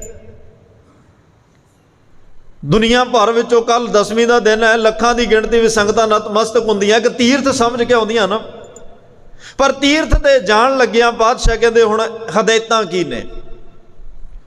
ਤੀਰਥ ਤੇ ਜਾਣ ਲੱਗਿਆਂ ਬਿਰਤੀ ਕਈ ਵਾਰ ਕੀ ਹੁੰਦੀ ਆ। ਹੁਣ ਬੰਦਾ ਹਜੂਰ ਸਾਹਿਬ ਜਾ ਰਿਹਾ, ਟਰੱਕ ਦੇ ਵਿੱਚ ਸਫ਼ਰ ਕਰਦੇ ਜਾ ਰਿਹਾ, ਕਈ ਜਾਣੇ ਪ੍ਰਾਣੀ ਹੋਰ ਨੇ ਨਾਲ, ਹੁਣ ਉਹ ਜਾਂਦਾ ਵੀ ਨਿੰਦਿਆ ਚੁਗਲੀਆਂ ਦੀਆਂ ਗੱਲਾਂ ਕਰਦਾ ਜਾ ਰਿਹਾ, ਜਾਂਦਾ ਹੋਇਆ ਵੀ ਸੰਸਾਰ। ਜੇ ਵੋਟਾਂ ਦੇ ਦਿਨ ਹੋਣ ਤਾਂ ਵੋਟਾਂ ਦੀਆਂ ਗੱਲਾਂ ਚੱਲਦੀਆਂ ਜਾਂਦੀਆਂ ਨੇ। ਜੇ ਕੋਈ ਹੋਰ ਦੁਨੀਆ ਵਿੱਚ ਸੰਸਾਰ 'ਚ ਕੁਦਰਤੀ ਵਰਤਾਰਾ ਵਾਪਰਿਆ ਹੋਵੇ, ਉਹਦੀਆਂ ਗੱਲਾਂ ਚੱਲਦੀਆਂ ਜਾਂਦੀਆਂ ਨੇ। ਕੁਛ ਵੀ ਸਮਾਜ ਵਿੱਚ ਘਟਨਾ ਘਟੀ ਹੋਵੇ, ਪਰਿਵਾਰ 'ਚ ਘਟਨਾ ਘਟੀ ਹੋਵੇ, ਰਿਸ਼ਤੇਦਾਰੀ 'ਚ ਘਟਨਾ ਘਟੀ ਹੋਵੇ, ਤੀਰਥ ਤੇ ਜਾਂਦਾ ਜਾਂਦਾ ਬੰਦਾ ਉਹ ਸਾਰੀ ਰਾਹ ਗੱਲ ਹੀ ਨਹੀਂ ਛੱਡਦਾ, ਸਾਰੇ ਰਾਹ ਉਹੀ ਗੱਲਾਂ ਚੱਲਦੀਆਂ। ਤੇ ਜਦੋਂ ਉੱਥੇ ਪਹੁੰਚ ਜਾਂਦਾ, ਫਿਰ ਉੱਥੇ ਜਾ ਕੇ ਵੀ ਨਿਮਰਤਾ ਭਾਵ ਨਹੀਂ, ਫਿਰ ਉੱਥੇ ਲੱਭਦਾ ਵੀ ਇੱਥੇ ਹੁਣ ਸਿਫਾਰਿਸ਼ ਕਿਹਦੀ ਕਰਾਵਾਂ, ਮੈਨੂੰ ਕਮਰਾ ਵਧੀਆ ਮਿਲ ਜਾਏ। ਚੱਲੇ ਸੇਵਾ ਕਰਨ, ਚੱਲੇ ਮੈਲ ਲਾਉਣ ਵਾਸਤੇ, ਚੱਲੇ ਪਾਪ ਧੋਣ ਵਾਸਤੇ, ਚੱਲੇ ਆਪਣਾ ਆਪ ਉਜਲਾ ਕਰਨ ਵਾਸਤੇ, ਲੇਕਿਨ ਗੁਰੂ ਘਰ ਵਿੱਚ ਵੀ ਸਿਫਾਰਿਸ਼ ਲੱਭ ਰਿਹਾ। ਹੁਣ ਕਿਹਦਾ ਟੈਲੀਫੋਨ ਕਰਾਵਾਂ, ਕਮਰਾ ਵਧੀਆ ਅਟੈਚ ਵਾਸ਼ਰੂਮ ਵਾਲਾ ਮਿਲ ਜਾਏ, ਕੋਈ ਦਿੱਕਤ ਨਾ ਆਵੇ। ਹੁਣ ਜਦੋਂ ਇੰਨੀ ਸੁੱਖ ਸਹੂਲਤ ਵਾਲਾ ਕਮਰਾ ਮਿਲ ਗਿਆ, ਫਿਰ ਤੂੰ 4 ਵਜੇ ਉੱਠ ਕੇ ਥੋੜਾ ਦਰਬਾਰ ਸਾਹਿਬ ਜਾਏਗਾ। ਫਿਰ ਤਾਂ ਇਹ ਆ ਵੀ ਆਰਾਮ ਨਾਲ, ਕੋਈ ਨਹੀਂ ਹੁਣ ਤਾਂ ਇੱਥੇ ਹੀ ਰਹਿਣਾ। 8, 9, 10 ਵਜੇ ਚੰਗੀ ਤਰ੍ਹਾਂ ਪੇਟ ਪੂਜਾ ਕਰਕੇ ਵੀ ਫਿਰ ਹੁਣ ਚੱਲਦੇ ਆ, ਹੁਣ ਗੁਰੂ ਸਾਹਿਬ ਕੋਲੇ ਗੱਲ ਕਰਦੇ ਆ, ਹੁਣ ਦੁੱਖ ਸੁੱਖ ਸਾਂਝਾ ਕਰਦੇ ਆ, ਹੁਣ ਸਭ ਕੁਝ ਹੋ ਗਿਆ। ਕਿਸੇ ਨੂੰ ਕਮਰਾ ਮਿਲ ਗਿਆ, ਉੱਥੇ ਪੂਰੀ ਸੇਵਾ ਨਾ ਹੋਈ ਤਾਂ ਵੀ ਨੁਕਸ, ਤੇ ਜੇ ਫੋਨ ਕਰਾਏ ਤੋਂ ਕਮਰਾ ਨਾ ਮਿਲਿਆ ਤਾਂ ਵੀ ਨੁਕਸ। ਫਿਰ ਆਉਣ ਲੱਗਿਆ, ਹੁਣ ਤੀਰਥ ਗਿਆ, 5-7 ਦਿਨ ਰੁਕਿਆ, ਅਖੰਡ ਪਾਠ ਸਾਹਿਬ ਕਰਾਇਆ, ਸੇਵਾ ਜਿਹੋ ਜੀ ਹੋਈ ਕਰੀ, ਹੁਣ ਵਾਪਸ ਘਰ ਨੂੰ ਮੁੜਿਆ, ਆਉਂਦਾ ਹੁਣ ਉੱਥੋਂ ਦੇ ਪ੍ਰਬੰਧਕਾਂ ਦੀਆਂ ਹੀ ਗੱਲਾਂ ਕਰਦਾ ਆ ਰਿਹਾ। ਦੇਖੋ ਜੀ ਇੰਨਾ ਚੜ੍ਹਤ ਚੜਾਵਾ ਚੜ੍ਹਦਾ, ਇੰਨੀ ਸੰਗਤ ਆਉਂਦੀ ਆ, ਇੰਨੀ ਮਾਇਆ ਦਾਨ ਹੁੰਦੀ ਆ, ਚੰਗੇ ਕਮਰੇ ਨਹੀਂ ਬਣਾ ਹੁੰਦੇ। ਇਹ ਆਈ ਗਈ ਸੰਗਤ ਦਾ ਖਿਆਲ ਨਹੀਂ ਰੱਖਦੇ, ਇੱਥੇ ਪ੍ਰਬੰਧ ਨਹੀਂ ਚੰਗਾ, ਇੱਥੇ ਪ੍ਰਸ਼ਾਦਾ ਨਹੀਂ ਚੰਗਾ, ਇੱਥੇ ਚਾਹ ਨਹੀਂ ਠੀਕ, ਇੱਥੇ ਆਹ ਨਹੀਂ ਠੀਕ। ਹੁਣ ਆਉਂਦੇ ਆਉਂਦੇ ਉੱਥੋਂ ਦੇ ਤੀਰਥ ਜਿੱਥੇ ਮੈਲ ਲਾਉਣ ਵਾਸਤੇ ਗਿਆ, ਉੱਥੋਂ ਦੀ ਨਿੰਦਿਆ ਸ਼ੁਰੂ ਕਰ ਦਿੱਤੀ। ਜਾਣ ਲੱਗਿਆਂ ਦੁਨਿਆਵੀ ਗੱਲਾਂ ਸੰਸਾਰ ਦੀਆਂ, ਹੁਣ ਜਿੱਥੇ ਜਾ ਕੇ ਆਇਆ ਉੱਥੋਂ ਦੇ ਪ੍ਰਬੰਧ ਦੀਆਂ ਗੱਲਾਂ ਕਰਦਾ ਆ ਰਿਹਾ, ਚੰਗੀਆਂ ਮਾੜੀਆਂ ਕਰਦਾ ਆ ਰਿਹਾ। ਹੁਣ ਜਿਸ ਤੀਰਥ ਤੇ ਤੂੰ ਨਾਮ ਦੀ ਗੱਲ ਕਰਨੀ ਸੀ, ਜਿਸ ਤੀਰਥ ਤੇ ਗੁਰੂ ਦੀ ਗੱਲ ਕਰਨੀ ਸੀ, ਜਿਸ ਤੀਰਥ ਤੇ ਜਾ ਕੇ ਤੂੰ ਆਪਣਾ ਅੰਦਰ ਆਤਮਾ ਧੋ ਕੇ ਲਿਆਉਣਾ ਸੀ, ਉਹ ਤਾਂ ਉਵੇਂ ਦਾ ਉਵੇਂ ਹੀ ਰਹਿ ਗਿਆ, ਬਲਕਿ ਉਲਟ ਹੋ ਗਿਆ। ਮਹਾਰਾਜ ਕਹਿੰਦੇ ਨਹਾਵਣ ਚੱਲੇ ਤੀਰਥੀ, ਮਨ ਖੋਟੇ ਤਨ ਚੋਰ। ਮਨ ਵਿੱਚ ਇੰਨੀ ਖੋਟ ਤੇ ਤਨ ਤੇਰਾ ਉੱਥੇ ਵੀ ਚੋਰੀਆਂ ਕਰ ਰਿਹਾ। ਹੁਣ ਜੇਬ ਕਤਰੇ, ਤੁਹਾਨੂੰ ਜ਼ਿਆਦਾ ਤੀਰਥ ਜਿੱਥੇ ਜ਼ਿਆਦਾ ਸੰਗਤਾਂ ਦੀ ਆਵਾਜਾਈ, ਜੇਬ ਕਤਰੇ ਵੀ ਬਹੁਤ ਮਿਲਦੇ, ਉੱਥੇ ਚੋਰੀਆਂ ਕਰਨ ਵਾਲੇ ਬਹੁਤ ਮਿਲਦੇ, ਉੱਥੇ ਨਸ਼ੇ ਕਰਨ ਵਾਲੇ ਵੀ ਬੜੇ ਮਿਲ ਜਾਂਦੇ ਆ ਧਾਰਮਿਕ ਸਥਾਨਾਂ ਤੇ। ਅੱਜ ਕੱਲ੍ਹ ਐਸਾ ਵੀ ਬੜਾ ਚੱਲਦਾ। ਮਹਾਰਾਜ ਕਹਿੰਦੇ ਚੱਲ ਤੂੰ ਜੇ ਜੇਬ ਕਤਰਾ, ਕਿਸੇ ਦੀ ਜੇਬ ਨਹੀਂ ਕੱਟ ਰਿਹਾ, ਤੂੰ ਕਿਸੇ ਦਾ ਕੁਛ ਚੁਰਾ ਨਹੀਂ ਰਿਹਾ, ਅੱਖਾਂ ਨਾਲ ਤਾਂ ਚੋਰੀ ਕਰ ਹੀ ਰਿਹਾ ਨਾ। ਮਨ ਖੋਟੇ ਤਨ ਚੋਰ। ਕਿਸੇ ਦਾ ਸੁਹੱਪਣ ਵੇਖ ਕੇ ਅੱਖਾਂ ਨੇ ਚੋਰੀ ਕਰ ਲਈ, ਕਿਸੇ ਦੇ ਕੋਲ ਬਹੁਤੀ ਮਾਇਆ ਵੇਖ ਕੇ ਅੱਖਾਂ ਨੇ ਚੋਰੀ ਕਰ ਲਈ, ਕੋਈ ਚੰਗੀ ਗੱਡੀ ਤੇ ਆਇਆ ਉਹ ਅੱਖਾਂ ਨੇ ਚੋਰੀ ਕਰ ਲਿਆ। ਪਰਾਇਆ ਤਨ ਪਰਾਇਆ ਰੂਪ ਤੂੰ ਉੱਥੇ ਅੱਖਾਂ ਨਾਲ ਚੋਰੀ ਕਰ ਰਿਹਾ। ਇਹ ਵੀ ਮਨ ਖੋਟੇ ਤਨ ਚੋਰ, ਅੱਖਾਂ ਤੇਰੇ ਤਨ ਨੂੰ ਲੱਗੀਆਂ ਨੇ। ਹੁਣ ਗਿਆ ਤਾਂ ਮੈਲ ਲਾਉਣ ਵਾਸਤੇ, ਅੱਖਾਂ ਨਾਲ ਉੱਥੇ ਵੀ ਚੋਰੀਆਂ ਕਰ ਰਿਹਾ। ਫਿਰ ਹੋਇਆ ਕੀ, ਇੱਕ ਭਾਉ ਲੱਥੀ ਨਾਤਿਆਂ। ਇੱਕ ਭਾਉ ਦਾ ਮਤਲਬ ਕੀ ਹੈ, ਇੱਕ ਪਾਸਾ। ਇੱਕ ਪਾਸਾ ਮਤਲਬ ਹੁਣ ਸਰੀਰ ਦਾ ਤਾਂ ਮੈਲਾ ਜਿਹੜਾ ਹੋਇਆ ਸੀ ਉਹਨੂੰ ਤਾਂ ਉਜਲਾ ਕਰ ਲਿਆ, ਉਸ ਮੈਲੇ ਕੋਈ ਸਰੀਰ ਨੂੰ ਤਾਂ ਸਫਲ ਕਰ ਲਿਆ, ਸਾਫ਼ ਕਰ ਲਿਆ, ਕਿਉਂਕਿ ਪਾਣੀ ਦਾ ਸੁਭਾਅ ਹੈ, ਆਪ ਵੀ ਮੈਲਾ ਹੋਵੇ ਤਾਂ ਵੀ ਦੂਜੇ ਦੀ ਮੈਲ ਕੱਟ ਦਿੰਦਾ। ਇੱਕ ਭਾਉ ਲੱਥੀ ਨਾਤਿਆਂ, ਇੱਕ ਇਸ਼ਨਾਨ ਕਰਕੇ ਇੱਕ ਪਾਸਾ ਤਾਂ ਸਾਫ਼ ਹੋ ਗਿਆ, ਲੇਕਿਨ ਦੋਏ ਪਾ ਚੜੀਏ ਸੋਹਰ। ਜਿਹੜੇ ਮਨ ਨੂੰ ਸਾਫ਼ ਕਰਨਾ ਸੀ, ਉਜਲਾ ਕਰਨਾ ਸੀ, ਉਹ ਮਨ ਨੂੰ ਸਾਫ਼ ਉਜਲਾ ਕਰਨ ਦੀ ਬਜਾਏ ਉਹਦੇ ਤੇ ਚੋਰੀਆਂ ਕਰਕੇ ਮਨ 'ਚ ਖੋਟ ਰੱਖ ਕੇ ਹੋਰ ਭਾਰ ਚੜਾ ਲਿਆ। ਤੀਰਥ ਤੇ ਗਿਆ ਹੋਇਆ ਕਿ ਅੱਜ ਗੁਰੂ ਹਰ ਤੇਗ ਬਹਾਦਰ ਸਾਹਿਬ ਕਹਿ ਰਿਹਾ, ਤੀਰਥ ਵਰਤ ਅਰਦਾਨ ਕਰ, ਮਨ ਮੈਂ ਧਰੈ ਗੁਮਾਨ। ਤੇ ਆਮ ਲੋਕ ਕੀ ਕਰਦੇ ਆ, ਤੀਰਥਾਂ ਤੇ ਵੀ ਜਾਂਦੇ ਆ, ਧਰਮ ਦੇ ਕੰਮ ਵੀ ਕਰਦੇ ਆ, ਤੇ ਆਪਣੀਆਂ ਮਾੜੀਆਂ ਆਦਤਾਂ ਵੀ ਨਹੀਂ ਛੱਡਦੇ, ਨਾ ਕੋਈ ਨਸ਼ੇ ਛੱਡਦਾ। ਕਿਸੇ ਵਿਦਵਾਨ ਨੇ ਲਿਖਿਆ, ਚੰਦਾ ਦੇਤੇ ਹੈ ਮਸਜਿਦ ਮੇਂ, ਸ਼ਰਾਬ ਪੀਤੇ हैं मैं खाने में, खुदा भी राजी रहे शैतान भी नाराज ना हो। वो दोनों ही पक्ष रखने चाहते हैं, शैतान भी खुश रहे, रब भी खुश रहे। एक भाउ ਲੱਥੀ ਨਾਤਿਆਂ, ਦੋਏ ਪਾ ਚੜੀਏ ਸੋਰ। ਹੁਣ ਜਿਸ ਭਾਂਡੇ 'ਚ ਸ਼ਰਾਬ ਹੈ ਅੰਮ੍ਰਿਤ ਕਿਵੇਂ ਪਾਵਾਂਗੇ? ਜਿਸ ਭਾਂਡੇ ਵਿੱਚ ਨਿੰਦਿਆ ਚੁਗਲੀ ਆ ਉੱਥੇ ਰੱਬ ਦੀ ਉਸਤਤ ਕਿਵੇਂ ਪਾਵਾਂਗੇ? ਜਿਸ ਭਾਂਡੇ ਵਿੱਚ ਦੁਨੀਆ ਦੀਆਂ ਬੁਰਾਈਆਂ ਪਾ ਦਿੱਤੀਆਂ ਉੱਥੇ ਰੱਬ ਦੀਆਂ ਚੰਗਿਆਈਆਂ ਕਿਵੇਂ ਪਾਵਾਂਗੇ? ਤੁਸੀਂ ਦੁੱਧ ਲੈਣਾ ਹੋਵੇ ਤੇ ਭਾਂਡੇ ਨੂੰ ਚੰਗੀ ਤਰ੍ਹਾਂ ਸਾਫ਼ ਕਰ ਦਿਓ, ਦਹੀਂ ਵਾਲੇ ਭਾਂਡੇ 'ਚ ਦੁੱਧ ਨਹੀਂ ਪਵਾਉਂਦੇ। ਪਰ ਸਾਡਾ ਭਾਂਡਾ ਤਾਂ ਇਹੋ ਜਿਹਾ ਹੋ ਗਿਆ ਜਿਵੇਂ ਇੱਕ ਕੋਈ ਘੱਟ ਦਿਮਾਗ ਵਾਲਾ ਭਿਖਾਰੀ ਮੰਗਣ ਵਾਲਾ ਹੋਵੇ, ਇੱਕ ਭਾਂਡੇ 'ਚ ਸਾਰਾ ਕੁਝ ਪਵਾਈ ਜਾਂਦਾ। ਦੁੱਧ ਵੀ, ਦਹੀਂ ਵੀ, ਖਾਣ ਵਾਲੇ ਵੀ, ਚੰਗੇ ਮਾੜ ਸਾਰਾ ਕੁਝ ਇੱਕ ਭਾਂਡੇ। ਸਾਡੇ ਵੀ ਤਾਂ ਇੱਕ ਭਾਂਡੇ 'ਚ ਹੀ ਸਾਰਾ ਕੁਝ ਪੈ ਰਿਹਾ। ਨਿੰਦਿਆ ਚੁਗਲੀ ਵੀ ਇਹ 'ਚ ਪੈ ਰਹੀ ਆ, ਸ਼ਰਾਬ ਕਬਾਬ ਵੀ ਇਹ 'ਚ ਪੈ ਰਿਹਾ, ਨਸ਼ੇ ਵੀ ਇਹ 'ਚ ਪੈ ਰਹੇ ਆ, ਤੇ ਅਸੀਂ ਕਹਿੰਦੇ ਆ ਵੀ ਬਾਣੀ ਵੀ ਇਹ 'ਚ ਹੀ ਪੈ ਜਾਏ। ਤਾਂ ਮਹਾਰਾਜ ਸਾਹਿਬ ਕਹਿੰਦੇ ਆ ਅੱਜ ਇਹ ਮਨ ਜਿਹੜਾ ਹੈ ਪਾਪ ਕਰੇ ਪੰਚਾਂ ਕੇ ਬਸ ਰੇ, ਤੀਰਥ ਨਹਾਇਆ ਕਹੇ ਸਭ ਉਤਰੇ। ਆਪਣੇ ਮਨ ਨੂੰ ਤਸੱਲੀ ਦੇ ਰਿਹਾ, ਪੰਜ ਵਿਕਾਰਾਂ ਦੇ ਵਸ ਹੋ ਕੇ ਇੰਨੇ ਪਾਪ ਕੀਤੇ ਆ ਤੇ ਮਨ ਵਿੱਚ ਇਹ ਆ ਗਿਆ ਵੀ ਚੱਲ ਸਾਲ ਬਾਅਦ ਤੀਰਥ ਇਸ਼ਨਾਨ ਕਰੋ, ਸਾਰੇ ਪਾਪ ਖਤਮ। ਪਾਪ ਦਾ ਸੰਬੰਧ ਮਨ ਨਾਲ ਹੈ, ਅਪਰਾਧ ਦਾ ਸੰਬੰਧ ਤਨ ਨਾਲ ਹੈ। ਅੱਜ ਵੀ ਕਿਸੇ ਨੇ ਕੋਈ ਸੰਗੀਨ ਅਪਰਾਧ ਕੀਤਾ ਹੋਵੇ, ਅਖਬਾਰਾਂ ਦੀਆਂ ਹੈਡਿੰਗਾਂ ਪੜ੍ਹਿਓ, ਲਿਖਿਆ ਹੁੰਦਾ ਵੀ ਇਹਨੇ ਆ ਅਪਰਾਧ ਕੀਤਾ, ਪਾਪ ਨਹੀਂ ਲਿਖਿਆ ਹੁੰਦਾ। ਕਿਉਂਕਿ ਪਾਪ ਦਾ ਸੰਬੰਧ ਮਨ ਨਾਲ ਹੈ, ਅਪਰਾਧ ਦਾ ਸੰਬੰਧ ਤਨ ਨਾਲ ਹੈ। ਤਨ ਅਪਰਾਧ ਕਰੇ ਕਾਨੂੰਨ ਸਜ਼ਾ ਦਿੰਦਾ ਹੈ, ਤੇ ਜੇ ਮਨ ਪਾਪ ਕਰੇ ਉਹਦਾ ਲੇਖਾ ਜੋਖਾ ਧਰਮ ਦੀ ਦੁਨੀਆ 'ਚ ਹੁੰਦਾ ਹੈ। ਮਨ ਦੇ ਪਾਪ ਕਾਇਦੇ ਕਾਨੂੰਨ ਵਿੱਚ ਨਹੀਂ ਆਉਂਦੇ। ਚਲੋ ਅੱਜ ਟੈਸਟ ਕਈ ਇਦਾਂ ਦੇ ਹੁੰਦੇ ਆ, ਉੱਥੇ ਸੱਚ ਝੂਠ ਦਾ ਮਾੜਾ ਜਿਹਾ ਪਤਾ ਲੱਗ ਜਾਂਦਾ, ਲੇਕਿਨ ਮਨ ਵਿੱਚ ਕੀ ਚੱਲ ਰਿਹਾ ਇਹ ਨਹੀਂ ਨਾ ਪਕੜ ਵਿੱਚ ਆਉਂਦਾ। ਸਤਿਗੁਰੂ ਤਾਂ ਮਨ ਵਿੱਚੋਂ ਨਿਕਲੇ ਹੋਏ ਹਰ ਫੁਰਨੇ ਤੇ ਨਿਗਾਹ ਰੱਖ ਰਹੇ ਆ। ਤਾਂ ਹੀ ਤਾਂ ਮਹਾਰਾਜ ਨੇ ਕਿਹਾ ਨਰ ਅਚੇਤ ਪਾਪ ਤੇ ਡਰ ਰੇ। ਨਰ ਅਚੇਤ, ਹੇ ਮਨੁੱਖ ਅਚਨਚੇਤ ਵੀ ਮਨ ਵਿੱਚ ਕਿਸੇ ਲਈ ਕੋਈ ਪਾਪ ਦਾ ਫੁਰਨਾ ਆ ਗਿਆ ਉਹ ਤੋਂ ਵੀ ਬਚ, ਕਿਉਂਕਿ ਉਹ ਵੀ ਨੋਟ ਹੋਣਾ ਹੈ। ਉਹਦੇ ਆਧਾਰ ਤੇ ਹੀ ਤੇਰਾ ਕੰਮ ਅੱਗੇ ਚੱਲਣਾ ਹੈ। ਤੇ ਬਾਹਰ ਕਮਾਵੇ ਹੋਏ ਨਿਸੰਗ, ਫਿਰ ਜਦੋਂ ਇਹਨੂੰ ਇਹ ਹੋ ਜਾਂਦਾ ਵੀ ਸਾਲ ਬਾਅਦ ਤੀਰਥ ਦੇ ਨਹਾਇਆ ਪਾਪ ਉਤਰ ਜਾਂਦੇ ਆ, ਫਿਰ ਇਹ ਨਿਝੱਕ ਹੋ ਕੇ ਨਿਸ਼ੰਕ ਸ਼ੰਕੇ ਤੋਂ ਰਹਿਤ ਹੋ ਕੇ ਬਿਨਾਂ ਕਿਸੇ ਡਰ ਭੌ ਤੋਂ ਰੱਜ ਕੇ ਪਾਪ ਕਰਦਾ ਹੈ। ਜਦੋਂ ਇਹ ਗੱਲ ਮਨ ਨੇ ਮੰਨ ਲਈ ਵੀ ਸਾਲ ਬਾਅਦ ਜਾਣਾ ਤੀਰਥ ਤੇ ਨਹਾਉਣਾ ਤੇ ਗੱਲ ਖਤਮ, ਫਿਰ ਇਹ ਕਹਿੰਦਾ ਹੁਣ ਸਾਰਾ ਸਾਲ ਪਾਪ ਤਾਂ ਰੱਜ ਕੇ ਕਰ ਲਈਏ, ਜਦੋਂ ਇੱਕ ਦਿਨ 'ਚ ਖਤਮ ਹੀ ਹੋ ਜਾਣੇ ਆ। ਮਹਾਰਾਜ ਸਾਹਿਬ ਕਹਿੰਦੇ ਇਹ ਨਾ ਸੋਚ, ਦਿਨ ਰਾਤ ਨਿਸ਼ੰਕ ਹੋ ਕੇ ਪਾਪ ਕਰਨ ਵਾਲਿਆ, ਤੈਨੂੰ ਕਿਤੇ ਹੋਵੇ ਨਾ ਵੀ ਤੀਰਥ ਤੇ ਗਿਆ ਮੇਰੇ ਪਾਪ ਉਤਰ ਗਏ। ਤੀਰਥ ਗਿਆਨ ਨਹਾਤਿਆਂ ਤਨ ਦੀ ਮੈਲ ਉਤਰਨੀ ਆ, ਮਨ ਦੀ ਮੈਲ ਨਹੀਂ ਉਤਰਨੀ। ਦਿਨ ਰਾਤ ਪਾਪ ਕਰਨ ਵਾਲੇ ਨੂੰ ਜਮਪੁਰ ਬਾਂਧ ਖਰੇ ਕਾ ਲੰਘ, ਤੈਨੂੰ ਜਮਾਂ ਨੇ ਬੰਨ ਕੇ ਨਰਕਾਂ ਦੀ ਪੁਰੀ ਵਿੱਚ ਸਿੱਟ ਦੇਣਾ ਜਿਹੜਾ ਦਿਨ ਰਾਤ ਪਾਪ ਕਰ ਰਿਹਾ। ਆਹ ਕੁਛ ਹੋਣਾ ਤੇਰੇ ਨਾਲ। ਤੇ ਜਦੋਂ ਤੀਰਥਾਂ ਦੇ ਜਾ ਕੇ ਵੀ ਇਦਾਂ ਦੀ ਭਾਵਨਾ, ਗੁਰੂ ਨਾਨਕ ਸਾਹਿਬ ਪਾਤਸ਼ਾਹ ਦਾ ਇੱਕ ਬਚਨ ਹੈ, ਬਿਮਲ ਮਝਾਰ ਬਸਸ ਨਿਰਮਲ ਜਲ, ਪਦਮਨ ਜਾਵਲ ਰੇ, ਪਦਮਨ ਜਾਵਲ ਜਲ ਰਸ ਸੰਗਤ ਸੰਗ ਦੇਖ ਨਹੀਂ ਰੇ। ਹੁਣ ਪਾਣੀ ਦੇ ਵਿੱਚ ਤਾਂ ਜਾਲਾ ਵੀ ਹੁੰਦਾ, ਪਾਣੀ ਵਿੱਚ ਕਮਲ ਫੁੱਲ ਵੀ ਪੈਦਾ ਹੁੰਦਾ। ਹੁਣ ਕੋਈ ਜਾਲਾ ਵੇਖ ਕੇ ਕਵੇ ਪਾਣੀ ਦਾ ਗੰਦਾ ਮੈਂ 'ਚ ਬਣਨਾ ਹੀ ਨਹੀਂ, ਇਹ ਤਾਂ ਸਾਡੀ ਮਾਨਸਿਕਤਾ ਨਾ, ਅਸੀਂ ਜਾਲਾ ਬਣਨਾ ਕਿ ਕਮਲ ਦੇ ਫੁੱਲ ਬਣਨਾ। ਪਾਣੀ ਵਿੱਚ ਡੱਡੂ ਵੀ ਹੈ, ਪਾਣੀ ਵਿੱਚ ਮੱਛੀ ਵੀ ਹੈ, ਤਾਂ ਅਸੀਂ ਵੇਖਣਾ ਡੱਡੂ ਬਣਨਾ ਕਿ ਮੱਛੀ ਬਣਨਾ। ਡੱਡੂ ਦੋ ਤਰਫਾ ਹੀ ਚੱਲਦਾ, ਪਾਣੀ ਵਿੱਚ ਵੀ ਰਹਿ ਲੈਂਦਾ, ਪਾਣੀ ਤੋਂ ਬਾਹਰ ਵੀ ਰਹਿ ਲੈਂਦਾ, ਲੇਕਿਨ ਮੱਛੀ ਐਵੇਂ ਨਹੀਂ ਕਰਦੀ। ਉਹ ਪਾਣੀ ਤਾਂ ਪਾਣੀ ਵਿੱਚ ਗਿਆ, ਪਾਣੀ ਤੋਂ ਬਾਹਰ ਤਾਂ ਮੌਤ ਹੈ। ਸਿੱਖ ਅਸਲ ਵਿੱਚ ਉਹੀ ਹੈ ਜਿਹਦਾ ਜੀਵਨ ਬਾਣੀ ਹੋਵੇ, ਬਾਣੀ ਨਾਲੋਂ ਟੁੱਟਿਆ ਤੇ ਆਤਮਿਕ ਮੌਤ ਹੈ। ਅੱਜ ਜੇ ਡੱਡੂ ਬਿਰਤੀ ਲੈ ਕੇ ਚੱਲਾਂਗੇ ਵੀ ਪਾਣੀ ਵਿੱਚ ਵੀ ਰਹਿ ਲਈਏ ਤੇ ਮੌਤ ਤੇ ਸਾਡਾ ਬਾਹਰ ਵੀ ਸਰੀ ਜਾਵੇ, ਇਹ ਤਾਂ ਫਿਰ ਮਹਾਰਾਜ ਸਾਹਿਬ ਕਹਿੰਦੇ ਤੂੰ ਮਸਜਿਦ ਵਿੱਚ ਵੀ ਜਾਣਾ ਚਾਹੁੰਦਾ, ਸ਼ਰਾਬਖਾਨੇ ਵਿੱਚ ਵੀ ਜਾਣਾ ਚਾਹੁੰਦਾ, ਦੋ ਗੱਲਾਂ ਨਹੀਂ ਚੱਲਣੀਆਂ। ਆਪਣੀ ਮੱਤ ਆਪਣਾ ਆਪ ਛੱਡ ਕੇ ਆ। ਤਾਂ ਮਹਾਰਾਜ ਸਾਹਿਬ ਕਹਿ ਰਿਹਾ ਕਿ ਭਾਈ ਤੂੰ ਇੰਨੇ ਪਾਪ ਜਿਹੜੇ ਧਰਮ ਦੇ ਕੰਮ ਕਰਦਾ ਨਾ, ਕਈ ਵਾਰ ਮੈਂ ਵੇਖਿਆ ਤੇਰੇ ਇਹ ਧਰਮ ਦੇ ਕੰਮ ਨੇਫਲ ਪਤਾ ਕਿਉਂ ਹੋ ਜਾਂਦੇ ਆ। ਭਗਤ ਪਰਮਾਨੰਦ ਜੀ ਦਾ ਬਚਨ ਹੈ, ਤੈ ਨਰ ਕਿਆ ਪੁਰਾਣ ਸੁਨ ਕੀਨਾ। ਤੂੰ ਇੰਨੇ ਪ੍ਰਾਣ ਸੁਣੇ, ਪ੍ਰਾਣ ਸੁਣ ਕੇ ਮਨੁੱਖ ਕੀਤਾ ਕੀ? ਜ਼ਿੰਦਗੀ 'ਚ ਤਬਦੀਲੀ ਕੀ ਆਈ? ਬੜੀ ਵਾਰ ਬੜੇ ਸਾਲ ਹੋ ਗਏ ਜਪਜੀ ਸਾਹਿਬ ਪੜ੍ਹਦਿਆਂ ਨੂੰ, ਮਨ ਕਿੱਥੇ ਉਸ ਤੋਂ ਅੱਗੇ ਚੱਲਿਆ? ਕੋਈ ਪੌੜੀ ਚੜ੍ਹਿਆ ਵੀ ਇੱਕ ਪੜ੍ਹਦਾ ਹੀ ਰਿਹਾ। ਕਿੰਨੇ ਸਾਲ ਹੋ ਗਏ ਨਿਤਨੇਮ ਕਰਦਿਆਂ, ਮਨ ਕਿੱਥੇ ਖੜਾ? ਕਿੰਨੇ ਸਾਲ ਹੋ ਗਏ ਗੁਰੂ ਘਰ ਆਉਂਦਿਆਂ, ਮਨ ਕਿੱਥੇ ਖੜਾ? ਕੋਈ ਅੰਦਰ ਤਬਦੀਲੀ ਆਈ ਕਿ ਉੱਥੇ ਦੇ ਉੱਥੇ ਹੀ ਖੜੇ ਆ? ਅਨ ਭਾਵ ਨਹੀਂ ਭਗਤ ਨਹੀਂ ਉਪਜੀ, ਭੂਖੈ ਦਾਨ ਨਾ ਦੀਨਾ, ਕਾਮ ਨਾ ਵਿਸਰਿਓ, ਕ੍ਰੋਧ ਨਾ ਵਿਸਰਿਓ, ਲੋਭ ਨਾ ਛੂਟਿਓ ਦੇਵਾ।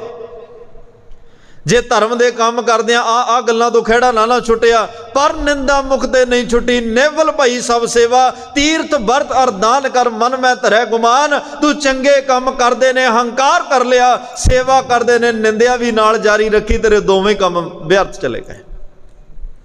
ਦੋਵੇਂ ਬੇਘਰ ਚਲੇ ਗਏ। तो महाराज साहब कहते हैं भाई तीर्थ जाओ तो हों हों करते, तीर्थां ते चले जाओ, उत्थे भी बंदे लोग हंकार दे विच बैठे ने, जिहड़े उत्थे बैठे आ वो कहंदे आ भी रब तां है ही असीं क्योंकि रहने तीर्थां दे, तुसीं तां साल बाद आए हो। तां उत्थे भी इंसान हंकार नहीं छड्ड रिहा।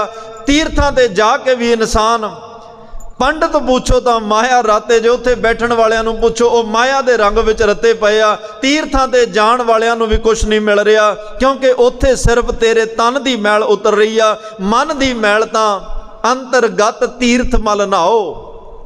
मन दी मैल किवें उतरनी आ, अंतरगत मैल किवें उतरनी आ? गुरु रूपी दरिया सरोवर विच टुबियां लाउणियां पैणगियां, गुरबाणी दे दरिया विच टुबियां लाउणियां पैणगियां। तां पातशाह कहंदे ने उस तो बाद तू वरत रखे।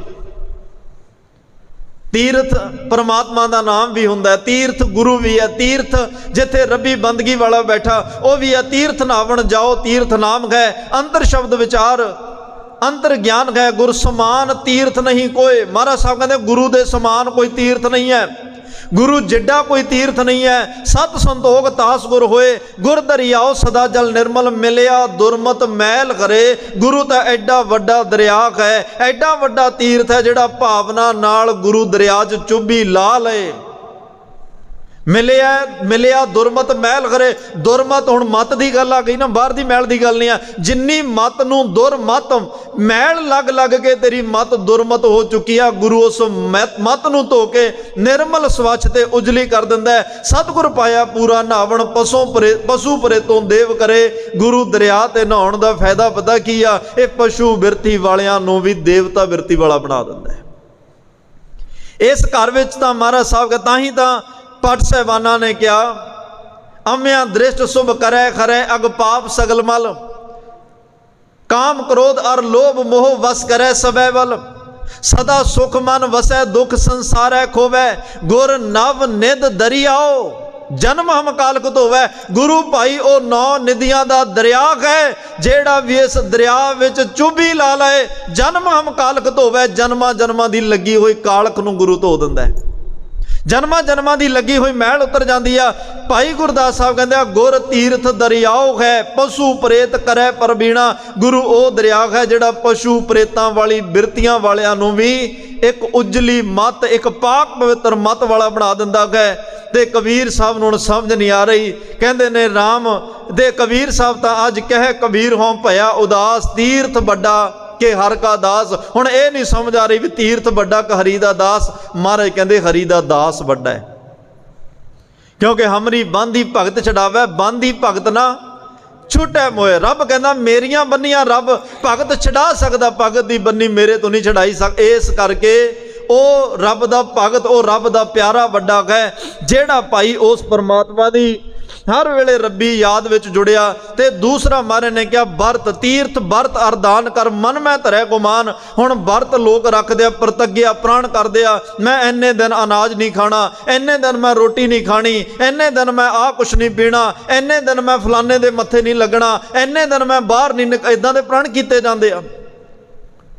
कोई सोमवार नूं वर्त रख रहा, कोई मंगलवार नूं रख लिया, कोई वीरवार नूं, कोई शनि। चलो जिन्हां दा धर्म जो रखदे आ मुबारक, पर सिखां दे घरां विच भी रखे जा रहे आ। करवा चौथ का वर्त सब तो वध साडे सिख बीबियां रखदियां ने। कदे हिंदुस्तान विच एक वर्त सी ओ होई वर्त जिहनूं कहा जांदा, इहदी परिभाषा किसी नूं नहीं पता, डेफिनेशन नहीं पता, इहदी व्याख्या नहीं पता, लेकिन वो सब तो वध रखिया जा रहा, पूरे देश में रखिया जा रहा। तो कबीर साहब ने की किया, कबीर हर का सिमरन छड़ के ओ होई राखै नार, गदी होई कै औतरै।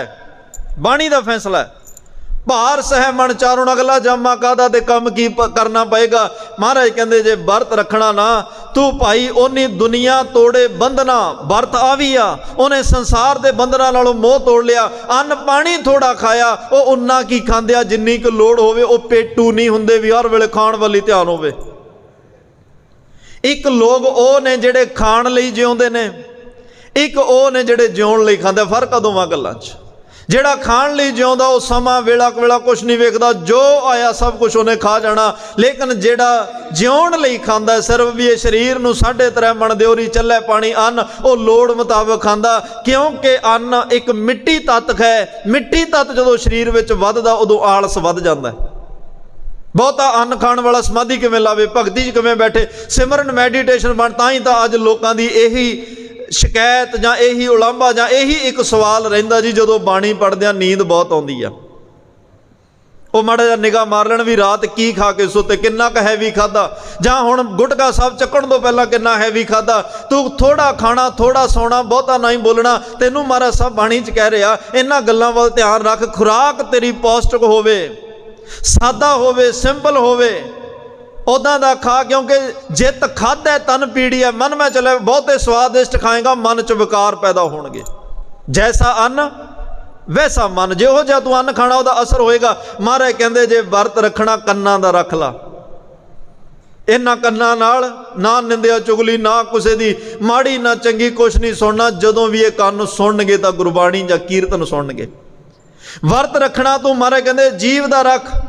ਇਸ ਰਸਨਾ ਨਾਲ ਬੜਿਆਂ ਨੂੰ ਮਾੜਾ ਚੰਗਾ ਬੋਲਿਆ, ਪਰ ਇੱਕ ਵਰਤ ਰੱਖ ਲਾ ਵੀ ਹੁਣ ਪ੍ਰਣ ਕਰ ਪ੍ਰਤੱਗਿਆ ਲੈ ਵੀ ਜੀਵ ਨਾਲ ਜਦੋਂ ਬੋਲਣਾ ਮੈਂ ਬਾਣੀ ਨੂੰ ਹੀ, ਸਿਮਰਨ ਨੂੰ ਹੀ, ਵਾਹਿਗੁਰੂ ਦੇ ਨਾਮ ਨੂੰ ਹੀ ਬੋਲਣਾ, ਕੁਛ ਹੋਰ ਨਹੀਂ ਬੋਲਣਾ। ਵਰਤ ਰੱਖਣਾ ਪੈਰਾਂ ਦਾ ਰੱਖ। ਜਿਹੜੇ ਪੈਰ ਕਬਰਾਂ ਵੱਲ ਨੂੰ ਵੀ ਤੁਰ ਪੈਂਦੇ ਆ, ਜਿਹੜੇ ਪੈਰ ਮੜੀਆਂ ਮਸਾਣਾ ਵੱਲ ਨੂੰ ਤੁਰ ਪੈਂਦੇ ਆ, ਜਿਹੜੇ ਪੈਰ ਸ਼ਰਾਬ ਦੇ ਠੇਕਿਆਂ ਵੱਲ ਤੁਰ ਪੈਂਦੇ ਆ, ਪ੍ਰਤੱਗਿਆ ਕਰ ਅੱਜ ਤੋਂ ਬਾਅਦ ਇਹ ਪੈਰ ਮਾੜੇ ਪਾਸੇ ਨਹੀਂ ਜਾਣਗੇ। ਜਦੋਂ ਜਾਣਗੇ ਗੁਰੂ ਵਾਲੇ ਪਾਸੇ ਜਾਣਗੇ, ਚੰਗੇ ਕਰਮਾਂ ਵੱਲ ਜਾਣਗੇ। ਮਹਾਰਾਜ ਕਹਿੰਦੇ ਵਰਤ ਰੱਖਣਾ ਹੱਥਾਂ ਦਾ ਰੱਖ। ਇਹਨਾਂ ਹੱਥਾਂ ਨਾਲ ਤੂੰ ਬੜਿਆਂ ਦੇ ਗਲ ਘੁੱਟੇ ਨੇ, ਬੜਿਆਂ ਲਈ ਗਲਤ ਗਵਾਹੀਆਂ ਤੇ ਸਾਈਨ ਕੀਤੇ ਆ, ਬੜਿਆਂ ਲਈ ਗਲਤ ਜਾਮਨੀਆਂ ਭਰੀਆਂ, ਗਲਤ ਰਜਿਸਟਰੀਆਂ, ਐਫੀਡੈਵਿਟਾਂ ਦੇ ਸਾਈਨ ਕੀਤੇ। ਅੱਜ ਪ੍ਰਣ ਕਰ ਲਾ ਵੀ ਇਹ ਹੱਥਾਂ ਨਾਲ ਕਿਸੇ ਦਾ ਭਲਾ ਕਰਾਉਣ ਵਾਸਤੇ ਦਾ ਸਾਈਨ ਕਰਨੇ ਆ। ਕਿਸੇ ਦਾ ਮੇਰੇ ਸਾਈਨ ਕੀਤਿਆਂ ਕਿਸੇ ਦੀ ਸਜ਼ਾ ਮਾਫ ਹੁੰਦੀ ਹੋਈ ਤਾਂ ਮੈਂ ਕਰ ਦਿਆਂਗਾ, ਮੇਰੇ ਸਾਈਨ ਕੀਤਿਆਂ ਕਿਸੇ ਨੂੰ ਜ਼ਮਾਨਤ ਮਿਲਦੀ ਹੋਏਗੀ ਕਰ ਦਿਆਂਗਾ, ਪਰ ਕਿਸੇ ਦਾ ਬੁਰਾ ਕਰਨ ਵਾਸਤੇ ਨਹੀਂ। ਇੱਦਾਂ ਦੀ ਭਾਵਨਾ ਬਣਾ। ਤਾਂ ਮਹਾਰਾਜ ਸਾਹਿਬ ਕਹਿੰਦੇ ਨੇ ਭਾਈ ਇਹ ਇੱਦਾਂ ਦਾ ਤੂੰ ਜਦੋਂ ਕਰਮ ਕਰੇਗਾ, ਤੀਰਥ ਵਰਤ ਇਹੋ ਜਿਹਾ ਰੱਖ ਜਿਹਦੇ ਨਾਲ ਜੀਵਨ ਤੇਰੇ ਆ ਗਿਆਨ ਇੰਦਰੇ ਵੀ ਸਫਲ ਹੋ ਜਾਣ। ਤੀਸਰਾ ਹੈ ਦਾਨ ਕਰਨ ਲੱਗਿਆ ਗੁਰੂ ਨੂੰ ਤੇ ਰੱਬ ਅੱਗੇ ਦਾਨ ਨਹੀਂ ਹੁੰਦਾ। ਇੱਥੇ ਭੇਟਾ ਰੱਖੀ, ਸੰਸਾਰ ਵਿੱਚ ਵੀ ਕਿਸੇ ਨੂੰ ਦੇਣਾ, ਖੱਬਾ ਹੱਥ ਦੇਵੇ ਸੱਜੇ ਨੂੰ ਪਤਾ ਨਾ ਹੋਵੇ। ਕਰਮ ਸਿੰਘ ਹਿਸਟੋਰੀਅਨ ਦੇ ਸਾਹਮਣੇ ਤੁਰੇ ਜਾ ਰਹੇ ਸੀ, ਇੱਕ ਬੱਚਾ ਸਕੂਲ ਦੇ ਬਾਹਰ ਖੜਾ ਰੋਵੇ। ਕਰਮ ਸਿੰਘ ਹਿਸਟੋਰੀਅਨ ਨੇ ਪੁੱਛਿਆ ਬੇਟਾ ਕੀ ਹੋਇਆ? ਕਹਿੰਦਾ ਜੀ ਮਾਂ ਬਾਪ ਤੋਂ ਫੀਸ ਨਹੀਂ ਭਰੀ ਗਈ, ਮੇਰਾ ਨਾਂ ਕੱਟਦਾ, ਮੈਂ ਤਾਂ ਰੋ ਰਿਹਾ, ਮੈਂ ਪੜ੍ਹਨਾ ਚਾਹੁੰਦਾ ਤੇ ਘਰ ਦੇ ਹਾਲਾਤ ਇਵੇਂ ਦੇ, ਫੀਸ ਨਹੀਂ ਭਰੀ। ਉਹ ਕਹਿੰਦੇ ਕੋਈ ਗੱਲ ਨਹੀਂ, ਤੂੰ ਮੇਰੇ ਨਾਲ ਚੱਲ। ਕਰਮ ਸਿੰਘ ਹਿਸਟੋਰੀਅਨ ਸਕੂਲ ਦੇ ਵਿੱਚ ਗਏ, ਪ੍ਰਿੰਸੀਪਲ ਨੂੰ ਕਿਹਾ ਅੱਜ ਤੋਂ ਬਾਅਦ ਇਹ ਬੱਚੇ ਦਾ ਮਾਈ ਬਾਪ ਮੈਂ ਆ, ਫੀਸ ਵੀ ਮੈਂ ਦਿਆਂ, ਐਡਮਿਸ਼ਨਾਂ ਵੀ ਮੈਂ, ਵਰਦੀ ਵੀ ਮੈਂ ਦਿਆਂਗਾ, ਤੁਸੀਂ ਇਹਨੂੰ ਪੜ੍ਹਾਈ ਵਿੱਚ ਕਮੀ ਨਹੀਂ ਆਉਣ ਦੇਣੀ। ਉਹਨੇ ਘਰ ਵਿੱਚ ਇੱਕ ਦਸਵੰਧ ਦੀ ਗੋਲਕ ਲਾਈ ਹੋਈ ਹੈ, ਉਹਦੇ ਵਿੱਚੋਂ ਲਿਆ ਕੇ ਪੈਸੇ ਸਕੂਲ ਵਿੱਚ ਦਿੱਤੇ, ਬੱਚੇ ਦੀ ਪੜ੍ਹਾਈ ਸ਼ੁਰੂ ਹੋ ਗਈ। ਇੱਕ ਦਿਨ ਉਹ ਬੱਚਾ ਪੜ੍ਹ ਲਿਖ ਕੇ ਬੜਾ ਆਲਾ ਕਿਸਮ ਦਾ ਅਫਸਰ ਬਣ ਗਿਆ। ਕਰਮ ਸਿੰਘ ਹਿਸਟੋਰੀਅਨ ਦਾ ਲੱਭਦਾ ਘਰ ਵਿੱਚ ਗਿਆ। ਮੈਂ ਉਹਦਾ ਧੰਨਵਾਦ ਕਰਾਂ ਜਿਹੜਾ ਫਰਿਸ਼ਤਾ ਬਣ ਕੇ ਆਇਆ, ਮੈਨੂੰ ਇੰਨੇ ਵੱਡੇ ਮੁਕਾਮ ਤੇ ਪਹੁੰਚਾ ਗਿਆ। ਕਰਮ ਸਿੰਘ ਹਿਸਟੋਰੀਅਨ ਲਈ ਪਹਿਲੀ ਤਨਖਾਹ ਲੈ ਕੇ ਆਇਆ ਵੀ ਮੇਰਾ ਰੱਬ ਤਾਂ ਤੂੰ ਹੈ ਬਈ। ਪਹਿਲੀ ਤਨਖਾਹ ਰੱਖੀ ਉਹਨਾਂ ਨੇ, ਫੜ ਲਈ, ਬੜੀਆਂ ਹੋਰ ਫਲ ਫਰੂਟ, ਬੜੀਆਂ ਭਟਾਵਾਂ ਸੁਗਾਤਾਂ ਲੈ ਕੇ ਆਇਆ। ਕਰਮ ਸਿੰਘ ਹਿਸਟੋਰੀਅਨ ਕਹਿੰਦੇ ਬੇਟਾ ਮੈਂ ਪਛਾਣਿਆ ਨਹੀਂ ਕੌਣ ਹੈ ਤੂੰ। ਅਸੀਂ ਤਾਂ ਦਾਨ ਕਰਕੇ ਬੋਰਡ ਲਵਾਉਂਦੇ ਆ ਨਾ, ਦਾਨ ਕਰਕੇ ਨਾਂ ਬੁਲਾਉਂਦੇ ਆ। ਕਰਮ ਸਿੰਘ ਹਿਸਟੋਰੀਅਨ ਕਹਿੰਦਾ ਮੈਂ ਪਛਾਣਿਆ ਨਹੀਂ ਕੌਣ? ਕਹਿੰਦਾ ਜੀ ਮੈਂ ਉਹੀ ਆ ਜਿਹੜਾ ਸਕੂਲ ਦੇ ਬਾਹਰ ਖੜਾ ਰੋਂਦਾ ਸੀ, ਤੁਸੀਂ ਮੇਰੀ ਫੀਸ ਭਰੀ ਸੀ। ਅੱਛਾ ਚਲੋ ਸ਼ੁਕਰ ਹੈ ਪ੍ਰਮਾਤਮਾ ਦਾ, ਅੱਜ ਬੜਾ ਵੱਡਾ ਮੈਂ ਅਫਸਰ ਬਣ ਗਿਆ, ਮੇਰੀ ਤਨਖਾਹ ਪ੍ਰਵਾਨ ਕਰੋ, ਆ ਗਰੀਬ ਦੀਆਂ ਭੇਟਾਵਾਂ ਪ੍ਰਵਾਨ ਕਰੋ, ਮੈਂ ਸਾਰੀ ਜ਼ਿੰਦਗੀ ਤੁਹਾਡਾ ਆਸਾਨ ਨਹੀਂ ਚੁਕਾ। ਭਾਈ ਕਰਮ ਸਿੰਘ ਹਿਸਟੋਰੀਅਨ ਕਹਿੰਦੇ ਜੇ ਮੇਰਾ ਆਸਾਨ ਚੁਕਾਉਣਾ ਨਾ, ਇੱਕ ਕੰਮ ਕਰ, ਜਿਵੇਂ ਮੈਨੂੰ ਤੂੰ ਲੋੜਵੰਦ ਲੱਗਿਆ, ਮੈਂ ਤੈਨੂੰ ਪੜ੍ਹਾਤਾ, ਤੂੰ ਵੀ ਕੋਈ ਲੋੜਵੰਦ ਲੱਭ ਕੇ ਉਹਨੂੰ ਪੜ੍ਹਾ ਦੇ। ਆ ਮਾਇਆ ਤਨਖਾਹ ਚੱਕ, ਉਸ ਕਿਸੇ ਲੋੜਵੰਦ ਨੂੰ ਦੇ ਦੇ। ਇਹ ਮਾਇਆ ਤਾਂ ਸਫਲੀ ਹੋਣੀ ਆ, ਮੈਨੂੰ ਦਿੱਤਿਆਂ ਸਫਲੀ ਨਹੀਂ ਹੋਣੀ। ਦਾਨ ਦੇਣਾ ਤਾਂ ਐਵੇਂ ਚਮਕੌਰ ਦੀ ਗੜੀ ਤੁਸੀਂ ਦਰਸ਼ਨ ਕਰਦੇ ਹੋ, ਜਿੱਥੇ ਧੰਨ ਗੁਰੂ ਗੋਬਿੰਦ ਸਿੰਘ ਪਾਤਸ਼ਾਹ ਨੇ ਦੁਨੀਆ ਦਾ ਅਨੋਖਾ ਜੰਗ ਲੜਿਆ। ਕਰਮ ਸਿੰਘ ਹਿਸਟੋਰੀਅਨ ਨੇ ਇੱਕ ਬਹੁਮੁੱਲੇ ਲੇਖਾਂ ਵਿੱਚ ਲੇਖ ਲਿਖਿਆ। ਬੇਲੇ ਪਿੰਡ ਦੇ ਭਾਈ ਦਿਆਲ ਸਿੰਘ ਰਈਸ ਸਰਦਾਰ ਨੇ, ਬਹੁਤ ਵੱਡਾ ਘਰਾਣਾ ਹੈ, ਹੁਣ ਦਾਨ ਕਰਨਾ ਸਿੱਖਿਓ, ਇਹੋ ਜੀ ਕਿਤੇ ਬਿਰਤੀ ਬਣ ਜਾਏ। ਜੇ ਹੰਕਾਰ ਆ ਗਿਆ ਤਾਂ ਮਾਰੇ ਕਹਿੰਦੇ ਹਾਥੀ ਦੇ ਇਸ਼ਨਾਨ ਵਰਗਾ, ਸਭ ਕੁਝ ਤੇਰਾ ਵਿਅਰਥ ਜਾਣਾ ਹੈ। ਦਿਆਲ ਸਿੰਘ ਬੇਲੇ ਪਿੰਡ ਦਾ ਰਹਿਣ ਵਾਲਾ, ਜਦੋਂ ਚਮਕੌਰ ਸਾਹਿਬ ਆਉਣਾ ਉਹਨੇ ਪੁੱਠੇ ਪੈਰੀਂ ਵਾਪਸ ਜਾਣਾ, ਗੁਰੂ ਸਾਹਿਬ ਵੱਲ ਕੰਡ ਨਹੀਂ ਸੀ ਕਰਦਾ, ਬੇਲੇ ਵੱਲ ਆਪਣੇ ਪਿੰਡ ਵੱਲ ਕੰਡ ਕਰਕੇ ਤੁਰਨਾ। ਕਿੱਡੀ ਭਾਵਨਾ। ਉਹਨੇ ਫਿਰ ਇਸ ਅਸਥਾਨ ਦੀ ਨਿਸ਼ਾਨਦੇਹੀ ਕੀਤੀ, ਅਸਥਾਨ ਦੀ ਸੇਵਾ ਕਰਾਈ, ਇਮਾਰਤ ਬੜੀ ਸੋਹਣੀ ਬਣਾਈ। ਜਦੋਂ ਇਮਾਰਤ ਮੁਕੰਮਲ ਹੋ ਗਈ ਚਮਕੌਰ ਦੀ ਗੜੀ ਦੀ, ਬਹੁਤ ਸੋਹਣਾ ਸੁੰਦਰ ਅਸਥਾਨ ਬਣ ਗਿਆ। ਸਾਰੀਆਂ ਸੰਗਤਾਂ ਨੂੰ ਸੱਦਾ ਦਿੱਤਾ ਗਿਆ, ਕੀਰਤਨ ਦੀਵਾਨ ਸਜਾਇਆ ਗਿਆ, ਢਾਡੀ ਦਰਬਾਰ ਹੋਇਆ, ਕਥਾ ਦਰਬਾਰ ਹੋਇਆ। ਧੰਨ ਗੁਰੂ ਗੋਬਿੰਦ ਸਿੰਘ ਸਾਹਿਬ ਦੀਆਂ ਰੱਜ ਕੇ ਬਾਤਾਂ ਪਈਆਂ, ਚਮਕੌਰ ਦੀ ਗੜੀ ਦਾ ਰੱਜ ਕੇ ਜ਼ਿਕਰ ਹੋਇਆ, ਗੁਰੂ ਗੋਬਿੰਦ ਸਿੰਘ ਪਾਤਸ਼ਾਹ ਦੇ ਜੀਵਨ ਨੂੰ ਪੜ੍ਹਿਆ ਵਿਚਾਰਿਆ ਗਿਆ। ਉਸ ਤੋਂ ਬਾਅਦ ਸਮਾਪਤੀ ਦੀ ਅਰਦਾਸ ਹੋਣ ਲੱਗੀ ਹੈ। ਦਾਨ ਕਿਵੇਂ ਕਰੀਦਾ? ਭਾਈ ਦਿਆਲ ਸਿੰਘ ਨੇ, ਬੇਲੇ ਪਿੰਡ ਵਾਲੇ ਨੇ ਅਰਦਾਸੀਏ ਸਿੱਖ ਨੂੰ ਕਿਹਾ, ਬਾਬਾ ਜੀ ਅਰਦਾਸ ਤੁਸੀਂ ਕਰਨੀ ਆ ਤੇ ਅਰਦਾਸ ਵਿੱਚ ਇੱਕ ਬਚਨ ਕਹਿ ਦਿਓ। ਕਹਿੰਦੇ ਜੀ ਦੱਸੋ। ਸਾਰੀ ਸੰਗਤ ਸੁਣ ਰਹੀ ਆ। ਭਾਈ ਦਿਆਲ ਸਿੰਘ ਕਹਿੰਦਾ, ਆ ਸੇਵਾ ਗੁਰੂ ਗੋਬਿੰਦ ਸਿੰਘ ਨੇ ਦਾਸ ਤੋਂ ਲਈ ਆ ਇਸ ਇਮਾਰਤ ਦੀ। ਆ ਸੇਵਾ ਜੋ ਨੇ ਤਿਲ ਫੁੱਲ ਬਖਸ਼ਿਆ, ਉਹਨੇ ਮੇਰਾ ਇਹ ਪ੍ਰਵਾਨ ਕਰ ਲਿਆ। ਅੱਜ ਤੁਸੀਂ ਅਰਦਾਸ ਇਹ ਕਰਿਓ ਕਿ ਦਿਆਲ ਸਿੰਘ ਦੀ ਅੱਗੇ ਵੰਸ਼ ਨਾ ਚੱਲੇ, ਮੇਰੀ ਵੰਸ਼ ਇੱਥੇ ਹੀ ਖਤਮ ਹੋ ਜਾਏ। ਕਹਿੰਦੇ ਕਿਉਂ? ਲੋਕ ਤਾਂ ਦਾਨ ਕਰਕੇ ਇੱਥੋਂ ਆਪਣੇ ਪਰਿਵਾਰ ਦੀਆਂ ਸੁੱਖ ਸਲਾਮਤਾਂ ਮੰਗਦੇ ਆ, ਆਪਣੀ ਅੰਸ਼ ਵੰਸ਼ ਪ੍ਰਫੁੱਲਤ ਮੰਗਦੇ ਆ। ਤੁਸੀਂ ਕਹਿੰਦੇ ਹੋ ਮੇਰੀ ਵੰਸ਼ ਨਾ ਚੱਲੇ। ਕਹਿੰਦੇ ਤਾਂ ਕਹਿ ਰਿਹਾ, ਕਿਤੇ ਕੱਲ ਆਉਣ ਵਾਲੀ ਮੇਰੀ ਵੰਸ਼ ਦੇ ਮਨ 'ਚ ਹੰਕਾਰ ਨਾ ਆ ਜਾਏ ਵੀ ਇਹ ਸਾਡਾ ਬਾਪੂ ਬਣਾ ਕੇ ਗਿਆ, ਕਿਤੇ ਆਪਣੀ ਮਿਹਰ ਨਾ ਇੱਥੇ ਕਰਨ ਲੱਗ ਪੈਣ, ਬਸ ਮੇਰੀ ਵੰਸ਼ ਹੀ ਖਤਮ ਹੋ ਜਾਏ, ਮੇਰੀ ਕੀਤੀ ਸੇਵਾ ਗੁਰੂ ਗੋਬਿੰਦ ਸਿੰਘ ਪ੍ਰਵਾਨ ਕਰ ਲੈਣ। ਕਦੇ ਬਣੀ ਇਹੋ ਜੀ ਭਾਵਨਾ? ਧੰਨ ਗੁਰੂ ਰਾਮਦਾਸ, ਧੰਨ ਗੁਰੂ ਗੋਬਿੰਦ ਸਿੰਘ ਪਾਤਸ਼ਾਹ, ਤੇਰਾ ਦਰ ਕਰ ਨਿਆਰਾ ਗਏ। ਤੇ ਮਹਾਰਾਜ ਸਾਹਿਬ ਕਹਿੰਦੇ ਆ, ਭਾਈ ਜੇ ਤੂੰ ਇਸ਼ਨਾਨ ਕਰਨਾ ਨਾ, ਇਵੇਂ ਦਾ ਦਾਨ ਕਰ। ਇਸ਼ਨਾਨ ਕਰਨਾ ਜੇ ਪ੍ਰਸਾਦ ਕਰੇ ਪੁੰਨ ਬਹੁ ਦਾਨ। ਜਿਹਦੀ ਕਿਰਪਾ ਨਾਲ ਪੁੰਨ ਦਾਨ ਕਰਨੇ ਆ, ਮਨ 8 ਪਹਿਰ ਕਰ ਤਿਸ ਕਾ ਧਿਆਨ। ਉਹਦਾ 8 ਪਹਿਰ ਧਿਆਨ ਰੱਖ ਤਾਂ ਕਿ ਹੰਕਾਰ ਨਾ ਆਵੇ ਦਾਨ ਕਰਨ ਲੱਗਿਆ। ਤੇ ਜੇ ਇਸ਼ਨਾਨ ਕਰਨਾ, ਮਾਘ ਮਜਨ ਸੰਗ ਸਾਧੂਆਂ ਧੂੜੀ ਕਰ, ਆ ਤੇਰਾ ਤੀਰਥ ਹੈ। ਮਾਘ ਮਜਨ ਸੰਗ ਸਾਧੂਆਂ ਧੂੜੀ ਕਰ ਇਸ਼ਨਾਨ। ਹਰ ਕਾ ਨਾਮ ਧਿਆਏ ਸੁਣ। ਪਹਿਲਾਂ ਹਰੀ ਦਾ ਨਾਮ ਧਿਆ, ਉਹਨੂੰ ਸੁਣ, ਖਜ਼ਾਨਾ ਇਕੱਠਾ ਹੋਏਗਾ, ਤੇਰੀ ਬੈਂਕ 'ਚ ਕੁਛ ਹੋਏਗਾ, ਤਾਂ ਹੀ ਕਿਸੇ ਨੂੰ ਚੈੱਕ ਕੱਟ ਕੇ ਦੇ ਸਕਦਾ। ਐਵੇਂ ਚੈੱਕ ਵੰਡੀ ਜਾਵੇਂ, ਬੈਂਕ 'ਚ ਕੁਛ ਹੋਵੇ ਨਾ, ਮਜ਼ਾਕ ਬਣ ਜਾਏਗਾ। ਜੇ ਤੇਰੇ ਕੋਲੇ ਕੁਛ ਨਾ ਹੋਇਆ, ਕਿਸੇ ਨੂੰ ਕੀ ਦਾਨ ਕਰੇਗਾ? ਹਰ ਕਾ ਨਾਮ ਧਿਆਏ ਸੁਣ, ਸਭਨਾਂ ਨੂੰ ਕਰ ਦਾਨ, ਉਸ ਤੋਂ ਬਾਅਦ ਦਾਨ ਕਰੀ। ਤੇ ਮਹਾਰਾਜ ਕਹਿੰਦੇ ਆ, ਜਨ ਨਾਨਕ ਧੂੜ ਮੰਗੈ ਤਿਸ ਗੁਰਸਿੱਖੀ, ਜੋ ਆਪ ਜਪੈ ਅਵਰਾ ਨਾਮ ਜਪਾਵੈ। ਮੈਂ ਤਾਂ ਉਹਦੇ ਚਰਨਾਂ ਦੀ ਧੂੜ ਮੰਗਦਾ ਜਿਹਨੇ ਆਪ ਜਪ ਕੇ ਖਜ਼ਾਨਾ ਇਕੱਠਾ ਕੀਤਾ ਤੇ ਹੋਰਾਂ ਨੂੰ ਜਪਾ ਰਿਹਾ, ਹੋਰਾਂ ਨੂੰ ਵੰਡ ਰਿਹਾ। ਉਹਦੀ ਚਰਨਾਂ ਦੀ ਧੂੜ ਚਾਹੀਦੀ ਆ ਜਿਹੜਾ ਐਵੇਂ ਦਾ ਦਾਨ ਕਰ ਰਿਹਾ। ਤੀਰਥ ਨਾਵਣ ਜਾਓ, ਤੀਰਥ ਨਾਮ ਸਾਡੇ ਲਈ ਸਭ ਤੋਂ ਵੱਡਾ ਤੀਰਥ ਪਰਮਾਤਮਾ ਦਾ ਨਾਮ। ਗੁਰੂ ਰਾਮਦਾਸ ਮਹਾਰਾਜ ਲਈ ਬਚਨ ਹੈ, ਸੱਚ ਤੀਰਥ, ਸੱਚ ਇਸ਼ਨਾਨ। ਸੱਚੇ ਨਾਮ ਦੇ ਤੀਰਥ ਵਿੱਚ, ਸੱਚੇ ਨਾਮ ਵਿੱਚ ਹੀ ਇਸ਼ਨਾਨ ਕਰਦੇ ਆ। ਕਰ ਭੋਜਨ ਭਾਉ ਸੱਚ। ਉਹ ਸੱਚੇ ਨਾਮ ਦੇ ਹੀ ਭੋਜਨ ਨੂੰ ਛਕਦੇ ਆ, ਉਹੀ ਉਹਨਾਂ ਦਾ ਭੋਜਨ ਹੈ। ਸਦਾ ਸੱਚ ਪਾਖੰਤ ਸੋ ਹੈ। ਉਹ ਰੱਬ ਦੀ ਵਡਿਆਈ ਉਸਤਤ ਕਰਦੇ ਹੀ, ਉਹ ਸੱਚੇ ਨਾਮ ਦੀਆਂ ਵਡਿਆਈਆਂ ਕਰਦੇ ਹੀ ਸੋਭਦੇ ਆ। ਇਹੀ ਉਹਨਾਂ ਲਈ ਤੀਰਥ ਹੈ, ਇਹੀ ਉਹਨਾਂ ਲਈ ਇਸ਼ਨਾਨ ਆ। ਕਿਤੇ ਉਹ ਤੀਰਥ ਉਹਦੇ ਵਿੱਚ ਅਸੀਂ ਵੀ ਇਸ਼ਨਾਨ ਕਰ ਲਈਏ ਜਿਹਦੇ ਵਿੱਚ ਗੁਰੂ ਅੰਗਦ ਸਾਹਿਬ ਇਸ਼ਨਾਨ ਕਰਦੇ ਆ। ਤੇ ਮਹਾਰਾਜ ਕਹਿ ਰਿਹਾ, ਤੀਰਥ ਵਰਤ ਅਰ ਦਾਨ ਕਰ, ਮਨ ਮੈਂ ਧਰੈ ਗੁਮਾਨ। ਜੇ ਤੀਰਥਾਂ ਤੇ ਇਸ਼ਨਾਨ ਕਰੇ, ਵਰਤ ਰੱਖੇ, ਦਾਨ ਕਰਕੇ ਮਨ 'ਚ ਗੁਮਾਨ ਹੰਕਾਰ ਆ ਗਿਆ, ਫਿਰ ਤੇਰਾ ਹਸ਼ਰ ਕੀ ਹੋਏਗਾ ਜੀ? ਨਾਨਕ ਨਿਹ ਫਲ ਜਾਤ ਤਿਹ, ਜਿਉ ਕੁੰਚਰ ਇਸ਼ਨਾਨ।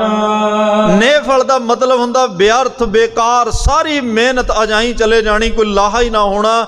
ਮਹਾਰਾਜ ਕਹਿੰਦੇ ਜੇ ਹੰਕਾਰ ਆਇਆ, ਫਿਰ ਹਾਥੀ ਦੇ ਇਸ਼ਨਾਨ ਵਰਗੀ ਕਹਾਣੀ ਹੋ ਜਾਣੀ ਆ। ਜਿਵੇਂ ਉਹ ਇਸ਼ਨਾਨ ਜਿੰਨਾ ਮਰਜ਼ੀ ਉਹਨੂੰ ਕਰਾਈ ਜਾਓ, ਇਸ਼ਨਾਨ ਤੋਂ ਬਾਅਦ ਸੁੰਡ ਨਾਲ ਚੱਕ ਕੇ ਖੇਹ ਪਾ ਲੈਂਦਾ, ਫਿਰ ਉਹ ਚਿੱਕੜ ਜਿਹਾ ਬਣ ਜਾਂਦੀ ਆ, ਕਈ ਦਿਨ ਨਹੀਂ ਲੈਂਦੀ। ਜੇ ਤੂੰ ਇਹ ਸਾਰੇ ਕੰਮ ਕਰਦੇ ਨੇ, ਹੰਕਾਰ ਪਾਲ ਲਿਆ ਨਾ, ਮਨ ਤੇ ਦਾਗ ਲੱਗ ਜਾਣਾ, ਕਈ ਜਨਮ ਨਹੀਂ ਲੈਂਦੇ।